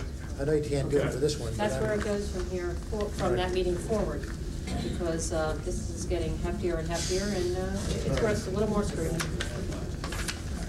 Thank you, Mr. Schilling. Any questions, Mr. Schilling? Does that also include extra duty? Yes, absolutely. Would this be the appropriate time to raise any questions about the extra duty, or shall we get to it on the agenda? But no, if it's a question about something on the It's on the agenda. agenda, okay. Okay. Alrighty, ladies and gentlemen, it's 9 o'clock. You've been patient, thank you. It's your turn, your time. Anybody wishing to speak to the board, come forward, state your name and address. Anybody? H. Bruce Gordon, Montgomery Township. Year 2000 is roughly 438 days away. I'd strongly suggest Technology Committee take that up, in that without turning over some of the computers that are used around the school district, you may certainly want to start there with the older computers and look at those for date changes. I believe the system that we're using to run the students and finance and all the other information at this point, the Penimation system, where, correct me if I'm wrong, we bought new computers or did a significant upgrade to the operating system just last year. Those darn well better be year 2000 compliant, but it's certainly something Mrs. Klein's going to need to look into. That's typically a technology issue, not a policy kind of issue that you're going to want to get out there and, as the corporate world has done, solicit feedback from all your vendors, software-wise and hardware-wise, and ask them to assure you whether or not their equipment is year 2000 compliant for due diligence. Madam President, I'd like to address some of the things he said. I know on technology that issue came up at the beginning of the year when we first had meetings. The year 2000 problem also infiltrates any mission critical systems we have here, including facilities, security, phone systems. I mean, we have a ton of things that the year 2000 committee is going to look at, and that's part of the formation we'll have under policy, is to form this committee so that they can start to analyze a lot of the mission critical systems here, including automotive problems that we're going to have. So it's a very large task, and I think it's 436 days or something like that. I have a clock count that for it. Maybe should have waited one more year, but we'll address that. And it will be a policy issue first, then it will go to technology and other areas because it infiltrates so many other areas. Thank you. Mrs. Henneman. Bobby Penniman, Lansdale Borough. I have three things I'd like to mention just very briefly. I see we are planning to approve, I imagine we're planning to approve the early bird arrangement on the computers, the 500 some odd computers, at the discount of $330. And as I said at the last meeting, I certainly hope that we are looking into whether that discount is indeed market value discount, because that would be a very modest discount for computers pricing a drop from the spring of the 1998 to December of 1998 when they're coming into us. So I hope that we are looking at that. I do not believe that's an adequate discount for us. My understanding is that Mrs. Klein checked that and it was the best price. Thank you. If I can comment on that too, I checked with some people, and the first thing that the two different people pointed out to me was, remember, you're not paying market price at the volume that you're buying. Of course not. So the dollar amount may not seem like a lot, but as a percentage of the price that we are paying, it's a very significant amount. It's not what we're used to, what you and I would pay in the store. Absolutely. I wish I could buy that computer for that price. We all do, yes. But you have to look at the percentage of the purchase price that is being reduced, and people I talked to seem to think it was a very significant number. Well, I appreciate that work has been done. That was indeed my concern. If prices are dropping by half, I would hope that the price that we're paying is half. And it doesn't matter if it's a half of a bushel or a half of a peck, it's still half. So, the next topic, I'd like to ask a question about the Alternative Ed Committee meeting and why that first meeting has been established at 1 o'clock, a meeting time that is very inconvenient for people who work traditional business hours.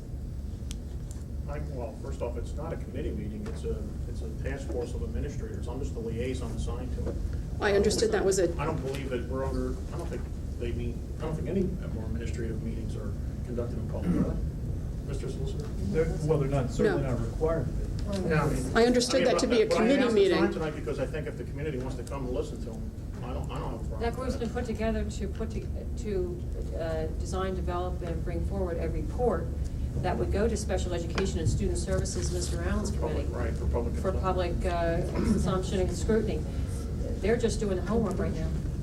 Okay, I see it listed as a committee meeting on the front of our program, Alternative Education. So I assumed that it was a committee as such and not some other type of organization. Yeah, I don't know if that was. I mean, I assumed it was a liaison since I was the only person assigned to it. It's like the NAP expansion or the high school expansion, or the redistricting situation. Yeah, it's really more of administration, and I just come there to hear what they have to say, and they get forward input, from me individually, in my opinion. Well, in regards to that, this alternative ed administrative process has been going on, and it fell under curriculum, and I was attending those meetings. So I'm a little surprised to see now alternative ed, as well as extra duty, those responsibilities that were once a part of curriculum have been taken away and have been assigned to 2 other board members, and the curriculum aspect of it is just disregarded with no notice, no nothing. And you've resigned from the curriculum committee, so any hope of getting any kind of input on these particular issues directly to curriculum is, limited at best. But perhaps that was the intent. Mrs. Penniman, you have the floor. The last question I have, I see that in our personnel matters tonight, we have a long list of substitutes to be approved. And my question is of a general nature, and that is, we've been reading a lot in the media about the difficulties not just the North Penn School District, but all districts are having in obtaining adequate subs. I believe our rate actually declined, our effective per diem actually declined this year, and I'm concerned that we do not have an adequate pool of qualified subs to draw from. And my question is, have we had occasion to draw from the pool of other personnel such as our certified aides taking them from their classroom assignments? Are we keeping track of that information? That's really my question. Doctor, first of all, Mrs. Penniman, I'm happy to report to you that our daily rate for substitutes has not dropped. It is the same. We pay $80 a day for substitutes, and that did not drop. As far as the substitutes that we have certified aides who do go into classrooms. As long as they are certified teachers, they are permitted to sub in our district, in any district in our state, and we do that. And that makes me question the adequacy of our aid situation in those classrooms that are bursting at the seams. That's the reason for my question. And it's a fair question, and we worry about the same thing. However, whenever we face a shortage of substitutes on a particular day, we are much better off having a certified teacher with the children than to not have anybody with the children. We must have somebody with those children who can teach them. And to not have anybody is not acceptable for us. So if we are forced to go to the aides that we have that are certified, we do that, but we do it reluctantly. I would hope we do that reluctantly. I believe our rate was actually $85 last year, or had we considered moving it to $85 and then we decided to keep it at the $80? I believe you're remembering our budget process when we were looking over possibilities, but we were at 80 last year and we are this year. Are we keeping a record of the times that we're pulling our certified aides out of the classrooms where we have installed aides to assist overburdened teachers? We don't keep particular track of that. They may be in the schools, although we have reports every single week and month of who has been subbing in any particular place in our district, so we know who's in the classrooms. I'd like to suggest that, given the attention this subject has received in the media and here and in our committee meetings, that we begin to keep those records so that we can make an evaluation come budget process in 1999, whether we need to move our rate up or whether there are other things that we need to do to be able to adequately bring subs in as we need them without losing our classroom aides, which are also very much needed for our students. Thank you. Okay, thank you. Dr. Hassler, if you would you please address the allegation of bursting at the seams? Well, I guess one thing I'd like to make clear is that the educators in this district, that although we're administrators, we are also educators. And I think we keep a close eye on all our classes. I know Dr. Robinson's been in every classroom that maybe someone quotes as bursting at the seams, and we feel that there is appropriate education taking place. We would be the first ones to address any concern about classes that are oversized that would be detrimental to student learning. Again, I would remind everyone, as I reported once before, our average class size really is somewhere between 22 to 23 to 24 throughout the district. I feel, again, we have good class sizes. We do have some bubbles here or there. But again, I would stress that all of us who are educators and have foremost in our minds that we provide appropriate education, we keep an eye on that, and we think we are providing the best education that we can. Dr. Hassler and Dr. Miller, have you expedited and assigned the aides that we have approved for you to Yes, they are in the classroom, and as you allowed us to do, they are on for ratification this evening. Mrs. Penniman, I have to take the lady after you because you left the podium. She was behind you. Young lady. Thank you. We can continue. Deborah Left, Talmenson Township. Just first, I'd like to take a moment to thank the board for allowing the citizens to speak, and as a student, it's very reassuring to know that we have the opportunity to voice our concerns and also questions to the board. As a senior at North Penn High School, tonight I noticed that there's a long list of approvals for travel trip plans and stuff like that. Number 17 on that list, I believe it's number 17, is a government trip where 90 students will be going to Harrisburg. As a current senior and currently taking the government class, we were informed of this trip the other day, and as we were being informed, we were also told the cost of this trip, and concern was raised within my class, and the teacher honestly had no answer for us, so I thought I'd bring it to all of you. And just any suggestions that you guys, any information you can give me as to why this is occurring, that's all I'm here for. I'm not asking for any changes. The question is that we're being forced to pay for transportation. And what we'd like to know is why on a school trip that serves solely as an educational purpose, why the students are required to pay for North Penn transportation.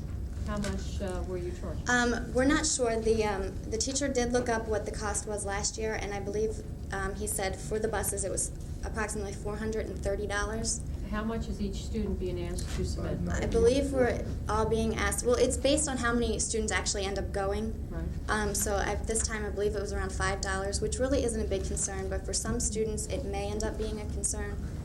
And we were just wondering why there isn't money allotted for this sort of transportation. Okay. Trips to New York with the students are going to. Okay, one moment. Wait a minute, if this is a required class or required trip, why would they be required to pay? Yeah, it's required. I'm not sure that it's a required trip. I don't know. It's the not a required specifics of trip. The course. class, Well, then that's it. if I'm not mistaken, the class is required. I think all seniors have to take government. The trip is not required, but it is serving as for an educational purpose. It's to better our understanding of how government works and to go see the Capitol building. And But it was a sign-up trip? It was an opportunity afforded to the it's an students to go? opportunity, and what we were debating was if we're going to be paying for transportation anyway, whether we should just rent ourselves a nice bus with nice seats. But I'm not asking. It's $5 to ride one of our school It's buses to $5 Harrisburg? for us to ride a school bus, and we're not asking for you guys to, to pay or anything. We were just wondering why this is occurring, and I agree. we just I'm sorry.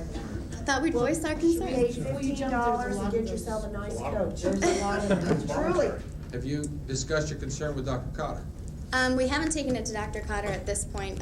It was just something that our class got into a huge debate about, and we just thought if we had an opportunity Would to you ask the question. and representatives of your class go to Dr. Cotter, discuss that with him? Sure. And I would ask you to come back here and Okay. give us a report on that. Okay, thank you for your time. And keep us informed. Thank you for your courage to come forward. Young lady, Mrs. Penniman. That's okay. Mrs. Penniman. Bobby Penniman, Lansdale Borough. I stand by my bursting at the seams, but I'm sorry, I did not mean that. The buildings are bursting at the seams. There are many individual classrooms that are bursting at the seams. My daughter is in one. My concern is not that we have certified aides working as substitute teachers. I have no doubt that they are eminently qualified to be substitute teachers. Probably they're all qualified to be regular full-time teachers too, and I'm very pleased that we have them. My concern is that the classrooms where we need those certified aides on a daily basis, if we are pulling those certified aides on a regular and frequent basis to serve as substitutes because we are unable to obtain substitutes with to meet our needs, our students are being disadvantaged. That's my concern. And that's the record that I would like us to begin to keep. Thank you. Thank you very much. Anybody else, please? Again? Okay, thank you. Ms. Lupp? Ms. Lupp, in the back? Is it Lapp? I believe that you should go back and mention to your teacher, now, we don't dabble with grades from the board level, but I think that you should go back and suggest to your teacher that not only do you get credit, those of you that have to attend for classroom projects, but those that come forward to speak get a little bit extra. Oh, well, thank you. And I was just Participate. informed by my other fellow class members that they believed that the trip was $15, and if we were going to, for the bus, now I'm not positive, I'll go back and double check, but if we were going to get a nice bus, it would be $25, so. That's what we said. Thank you. You asked for that extra credit, say Mrs. Mengel suggested it'd be a good idea. Okay, thank you, ladies and gentlemen. Let's take a break, 5-10 minutes. What do you mean, no?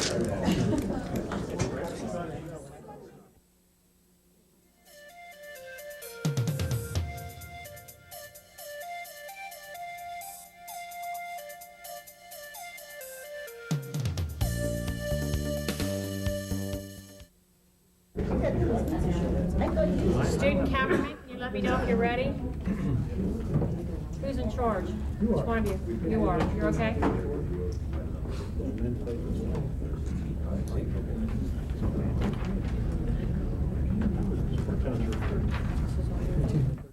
Okay, superintendent's report. Dr. Hassler. Okay, ready the motor. Recommend approval for Gwinnett Square Elementary School to apply for an environmental protection grant in the approximate amount of $30,000. Item number, second on your. Could you get the motion in? I wasn't quick enough. Motion by Hill, second by O'Donnell? No. Mosey, okay. Questions? All in favor say aye. Aye. Opposed, nay. Thank you. Recommend approval of acknowledgement of receipt of the Plain Con Part J from the Pennsylvania Department of Education for Gwinnett Square, Walton Farm, and Bridle Path Elementary Schools. So moved. Second. Okay, motion by Schilling, second by Sherpinski. Art, are we positive they have been filed? This is it, we received it. We sat here before and heard that. Yeah, well, this is true. This is Okay. Yeah, but see, that's That was a art. different. Aye. Okay. All right, C. questions? All in favor say aye. Aye. Opposed, nay. Thank you. C, recommend approval of transportation contracts to provide transportation services for the 1998-99 school year. So moved. Second. Motion by Mosey, second by Schilling. Questions? Question. Yes. I just had a question in regards to the last contract, 25,000, well, actually, it's more than that. A lot of these contracts don't end until June 30th, 99. That's right. But, except the one that's to the private individual, which ends the last day of school, 6/11, 99. Why are we? Because many of the special schools that we transport youngsters to continue through the end of the month, whereas the individual that's transporting his child is to one of our schools. Okay, and the only other thing, Art, is that, I gave you my minutes.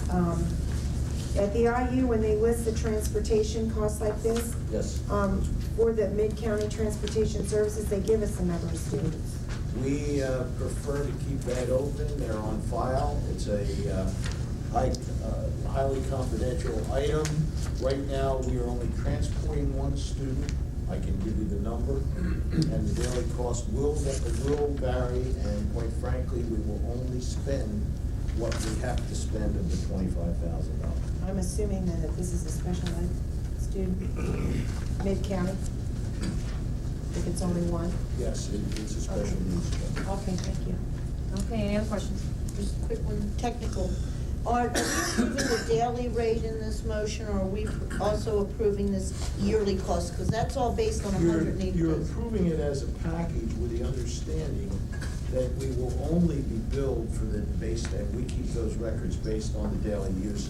And that's why you were kind enough to come back to us and tell us that we had daily costs listed twice, and that's why we put projected yearly cost. Okay, good, because I know that these are all based on 180 days, and as you said, there are some of these Some of them go that go beyond, and I didn't want it locked into where we've locked you into just 180 days of transportation when in fact we're required to provide more. This will cover all of our needs, and we probably will not expend the amount shown because there will be days and voids where youngsters are not transferred. Oh, gotcha.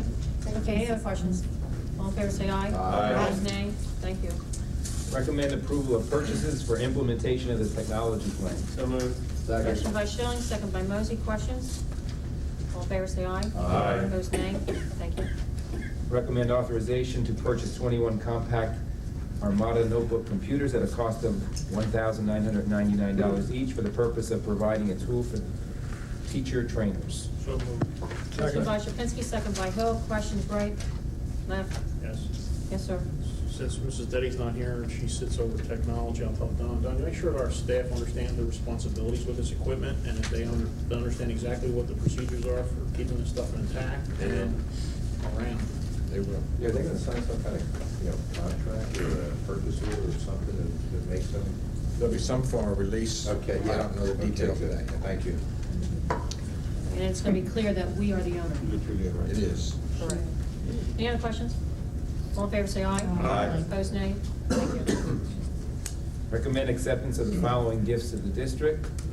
Hope Elementary, $500 from the Oil Corporation. Gwinnett Square, $4,500 from Home and School Association. York Elementary, $300 from Mark Landis. Pembroke Middle School, $500 from NPEA.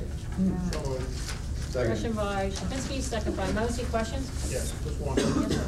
Dr. I have to make sure that everybody gets a thank you letter from us. And also, I was questioned by a member of the Home and School Association from General Nash who said that they had playground equipment coming forth tonight. It's going to about $10,000. Did somebody know anything about that? 'Cause I don't see it on the agenda.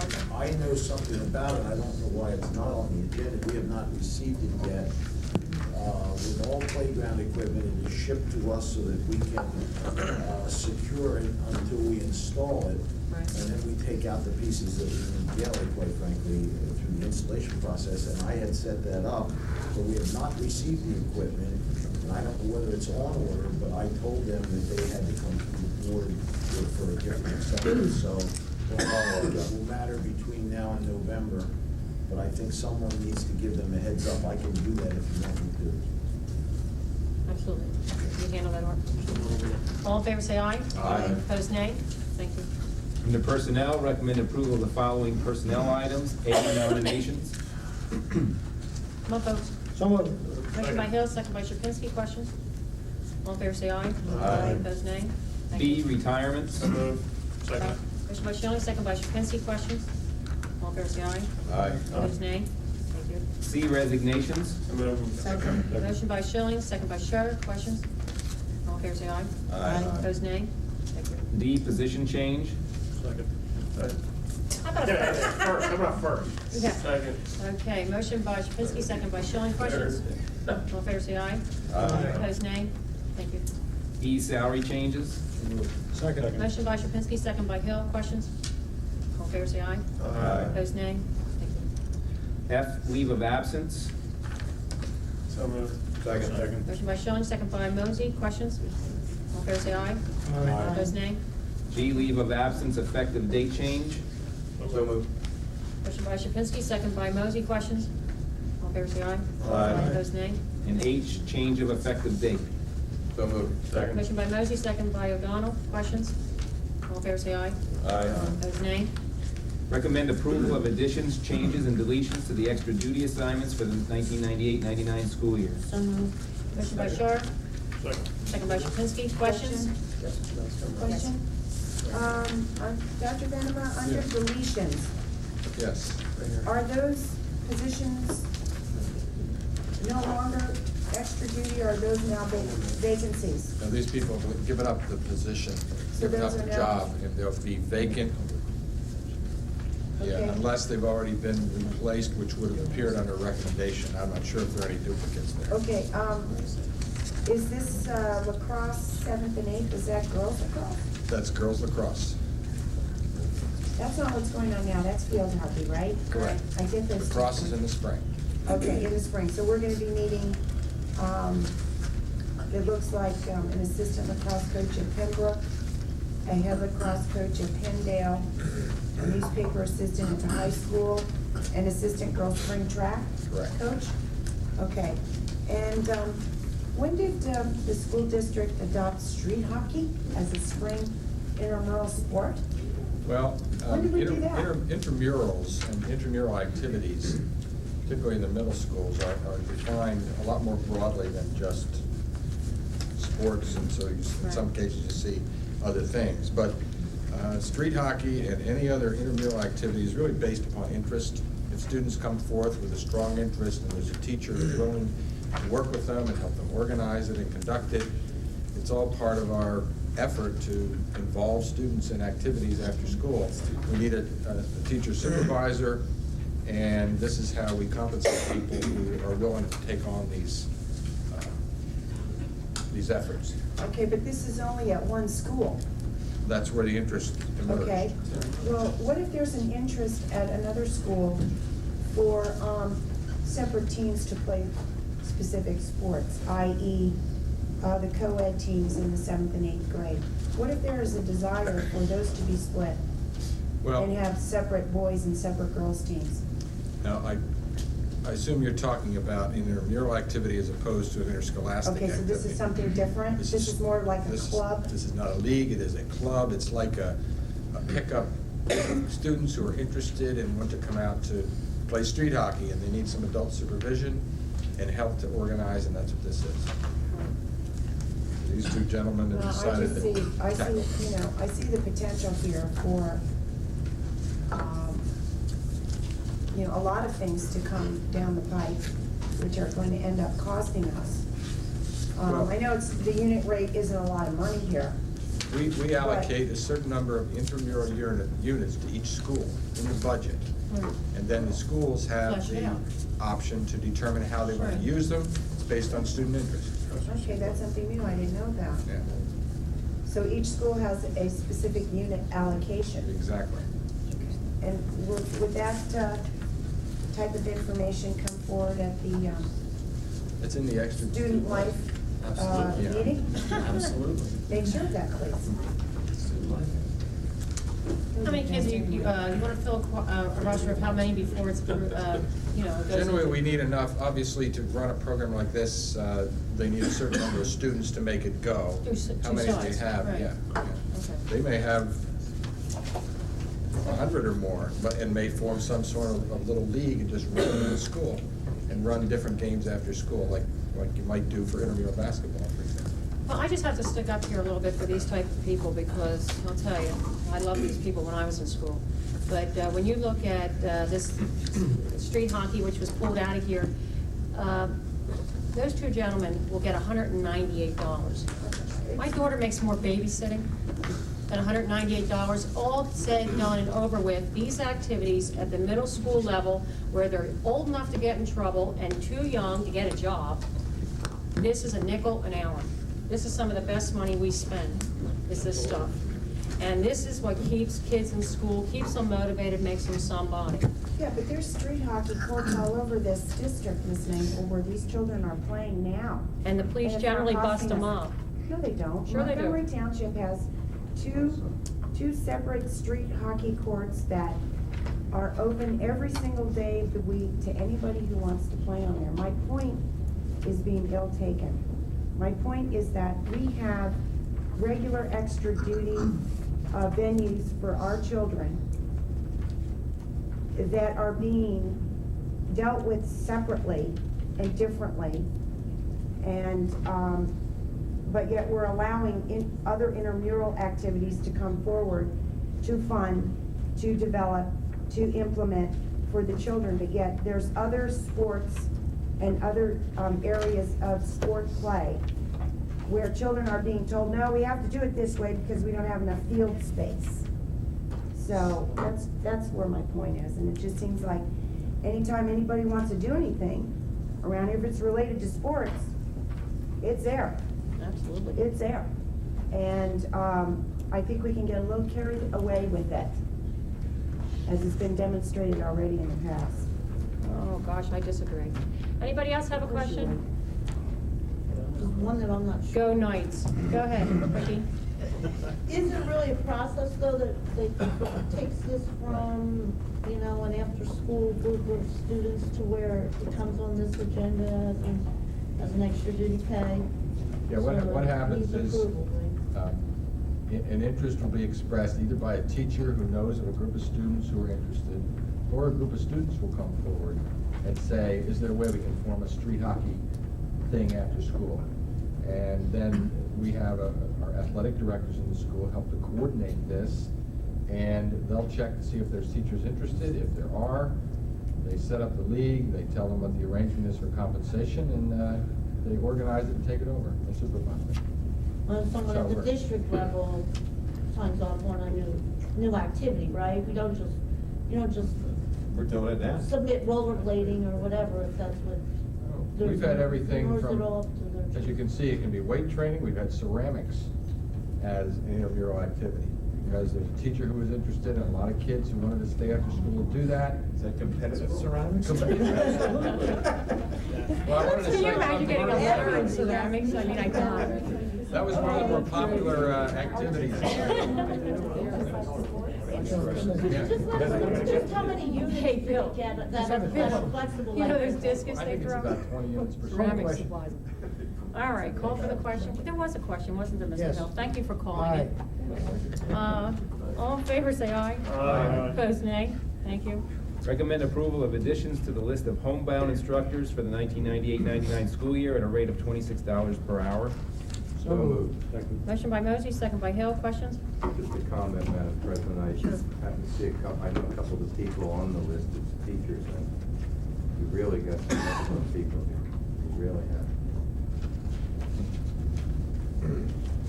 Okay. Here. All in favor, say aye. Aye. Opposed, nay. Thank you. Recommend approval of additions to the professional and support substitute list for the 1998-99 school year. So moved. Motion by Schilling, second by O'Donnell. Questions? Make a note Yes, sir. that the English teacher here is not related to that. It should be noted. Sure. It should be noted. Who needs the gossip? Will you please make that a matter of record? She was emphatic about that. That's what got her the job. She wanted it otherwise. Is an ex-wife considered not a relative solicitor? Ask Frank. Poor Frank. All in favor, say aye. Aye. Opposed, nay. Thank you. Recommend student travel as attached. So moved. Motion by Schilling, second by Mosey. Questions? The only question I want to say is in regards to the young lady that came up. I would hope that through further discussions with Dr. Cotter tomorrow, Dr. Benema, that perhaps there can be a reconsideration on the amount that's being charged. They are being charged $15 apiece. And I know that there's other areas that we do charge for transportation for these students, but I think this is directly related to the academia portion of their curricular experience here. And I would like to think that we're not going to be charging for these types of trips. Teresa, We already I think have- you can make the argument that every trip that we go on is related to academia and the betterment of the students. Not necessarily. Before we pick one, Right. we better have a discussion about the whole issue, the policy, the amount. Well, there's a lot of All points types of well things. taken, but I'm sure that these children are going to be required to come back and to share in some capacity the things that they learned and what they hope to do with that knowledge. Where other trips, like a ski trip and club trips and things like that, I know that those are handled differently. And there may be even some other academic trips that are handled differently. But I think that's a lot of I money. just don't want to be picking one For a because school somebody bus ride. came. Right, there was one last week, a social studies English trip to New York. Student life's gonna cover And there was Exactly. transportation. Mr. So Shapinsky. I'd be Just a careful question that for- we're able Yes, to be Bob. uniform. Under number 17, it says it's 2 days in November 98 and 2 days in March 99. And then it says 8 substitute days. It's 4 substitutes per, Two substitutes. yeah, 2 That's all right. substitutes per day times 4 I times. just want to make sure, okay. Yeah, I wanted to yeah, clarify. right. There's no double dipping, right, Dr. No, Benema? of course not. Thank you, sir. And they're two separate And you trips. thought student life was a committee everyone would laugh at. It's Your going to be a very agenda good is event. just, did I call And this? I'm excited Did I about call it. this? All It'll be right. fantastic. Yeah, have fun. You're under control. All in favor, say aye. Aye. Opposed, nay. Thank you. The vandalism report is attached, item BA-8. Too expensive. What happened there? We have 2 matters under other business. One is good news and another is even better news. First of all, I'd like to recommend approval of November 20th as an early dismissal for the North Penn Senior High School for the purpose of conducting a Safe School Summit. So moved. Second. Oh, wow, everybody wants in. Motion by Shapinsky, second by Schilling and Allen. Dead heat. Questions? All in favor, say aye. Aye. Opposed, nay. On behalf Good of the job. students and the administration and staff, thank you. Good job. I'd also like to make an announcement that hasn't been made public. Each year, the PASA, which is the Superintendent's Association, and NPSD conduct a public relations contest where districts from throughout Pennsylvania, the 501 districts, submit various publications. And I'm happy and proud to say that our calendar that's over on the wall there was selected as an Award of Excellence, which is the first place award in the state of Pennsylvania. So congratulations.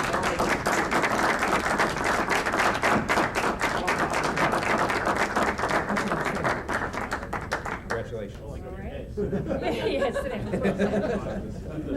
Before they take a shot at you, right? All righty. Under Finance. Finance report. Treasurer's report, the total available funds as of September 30th is $75,078,959.18. Is there a motion? Does it die on the floor? My apologies. I'm dead on the floor. Go ahead. And sanction and approval of invoices in the amount of $22,936,088.41. So moved. Motion by Hill, second by Scher. Questions? All in favor, say aye. Aye. Opposed, nay. Thank you. Budget transfers, recommend approval of budget transfers for the 98-99 fiscal year in the total amount of $250,065. So moved. Motion by Hill, second by Schilling. Questions? Yes, next time I ask for the quick two on the phone. I'm not counting. Okay. Very important. Put it in the minutes. What was that? That's the man behind the curtain at Hatfield. All in favor, say aye. Aye. Opposed, nay. Thank you. Food service report, Mr. Our Wood. food service report is for 3 months ending September 30th, 1998. Cash balance, $915,703.32. Accounts payable, $178,299.83. Total revenue, $412,432.37. Gross profit, $287,216.39. Net income, $132,299.58. It's a lot in so short period of time. We can't You ever taste that food? stop people from participating. Our participation is unbelievable. Everybody is eating more. It's getting better all the time. Plus, they're serving 500 kids a day at the vote tent. Absolutely. Everybody's eating. Everybody's eating. I'm buying tasty cakes, Don. Continue, Art. That's Any more it. reports? That's it. Okay. Well done. Thank you. Federal, state, and other programs, Dr. Venema. Recommend acceptance of the following grants. Number 1, 1998-99 Federal Safe and Drug-Free Schools and Communities Program Grant, in the amount of $68,006. So moved. Motion by Mosley, second by Schilling. Questions? All in favor, say aye. Aye. Opposed, nay. Thank you. 1998-99 IDEA funds in the amount of $166,270.08, held on account at the Montgomery County Intermediate Unit. So moved. Second. Motion by Mosley, second by Shapinsky. Questions? Yeah, do we get any interest on this money or hold on? No. Why? Why is right. It's our grant, why shouldn't we know? The way the grant works, my understanding is that the IU is the LEA for that grant. They hold all the money for every school district within the intermediate unit. And as we spend the money, we get reimbursed for it. So we try and spend it as quickly as we can. That's they make money on our money. Yeah, right, they're making money on our money. You can ask the IU and ask that question. Okay, Mrs. Tree. Why are you making money on our money? All righty. The question will be raised. All in favor, say aye. Aye. Opposed, nay. Thank you. 9A3, the 1998-99 DARE grant, in the amount of $25,847. So moved. Motion by Schilling, second by Shapinsky. Questions? This seems like a reduction. No, it's not. Don, is Special it not? grant. Are we separating them out? Yes, the DARE grant specifically would pay for the officers that do the DARE Right. program in 5th grade and also for the T-shirts. It's really based upon the amount of money that they require in order to do that. Well, then in past years, perhaps we've had the DFSCA grant tied in, because usually it's been about $40-some thousand or so. It's possible that it was combined with that. That may be in the past, okay. Thank you. All in favor, say aye. Aye. Opposed, nay. Thank you. Number 9A4, Artist in Residence Grant for Walton Farm Elementary School, in the amount of $2,788. So moved. Second. Motion by Mosley, second by Schilling. Questions? All in favor, say aye. Aye. Opposed, nay. Thank you. Solicitors report. Thank you, Madam President. I have no report at this time. Super. Any questions of the solicitor on his no report?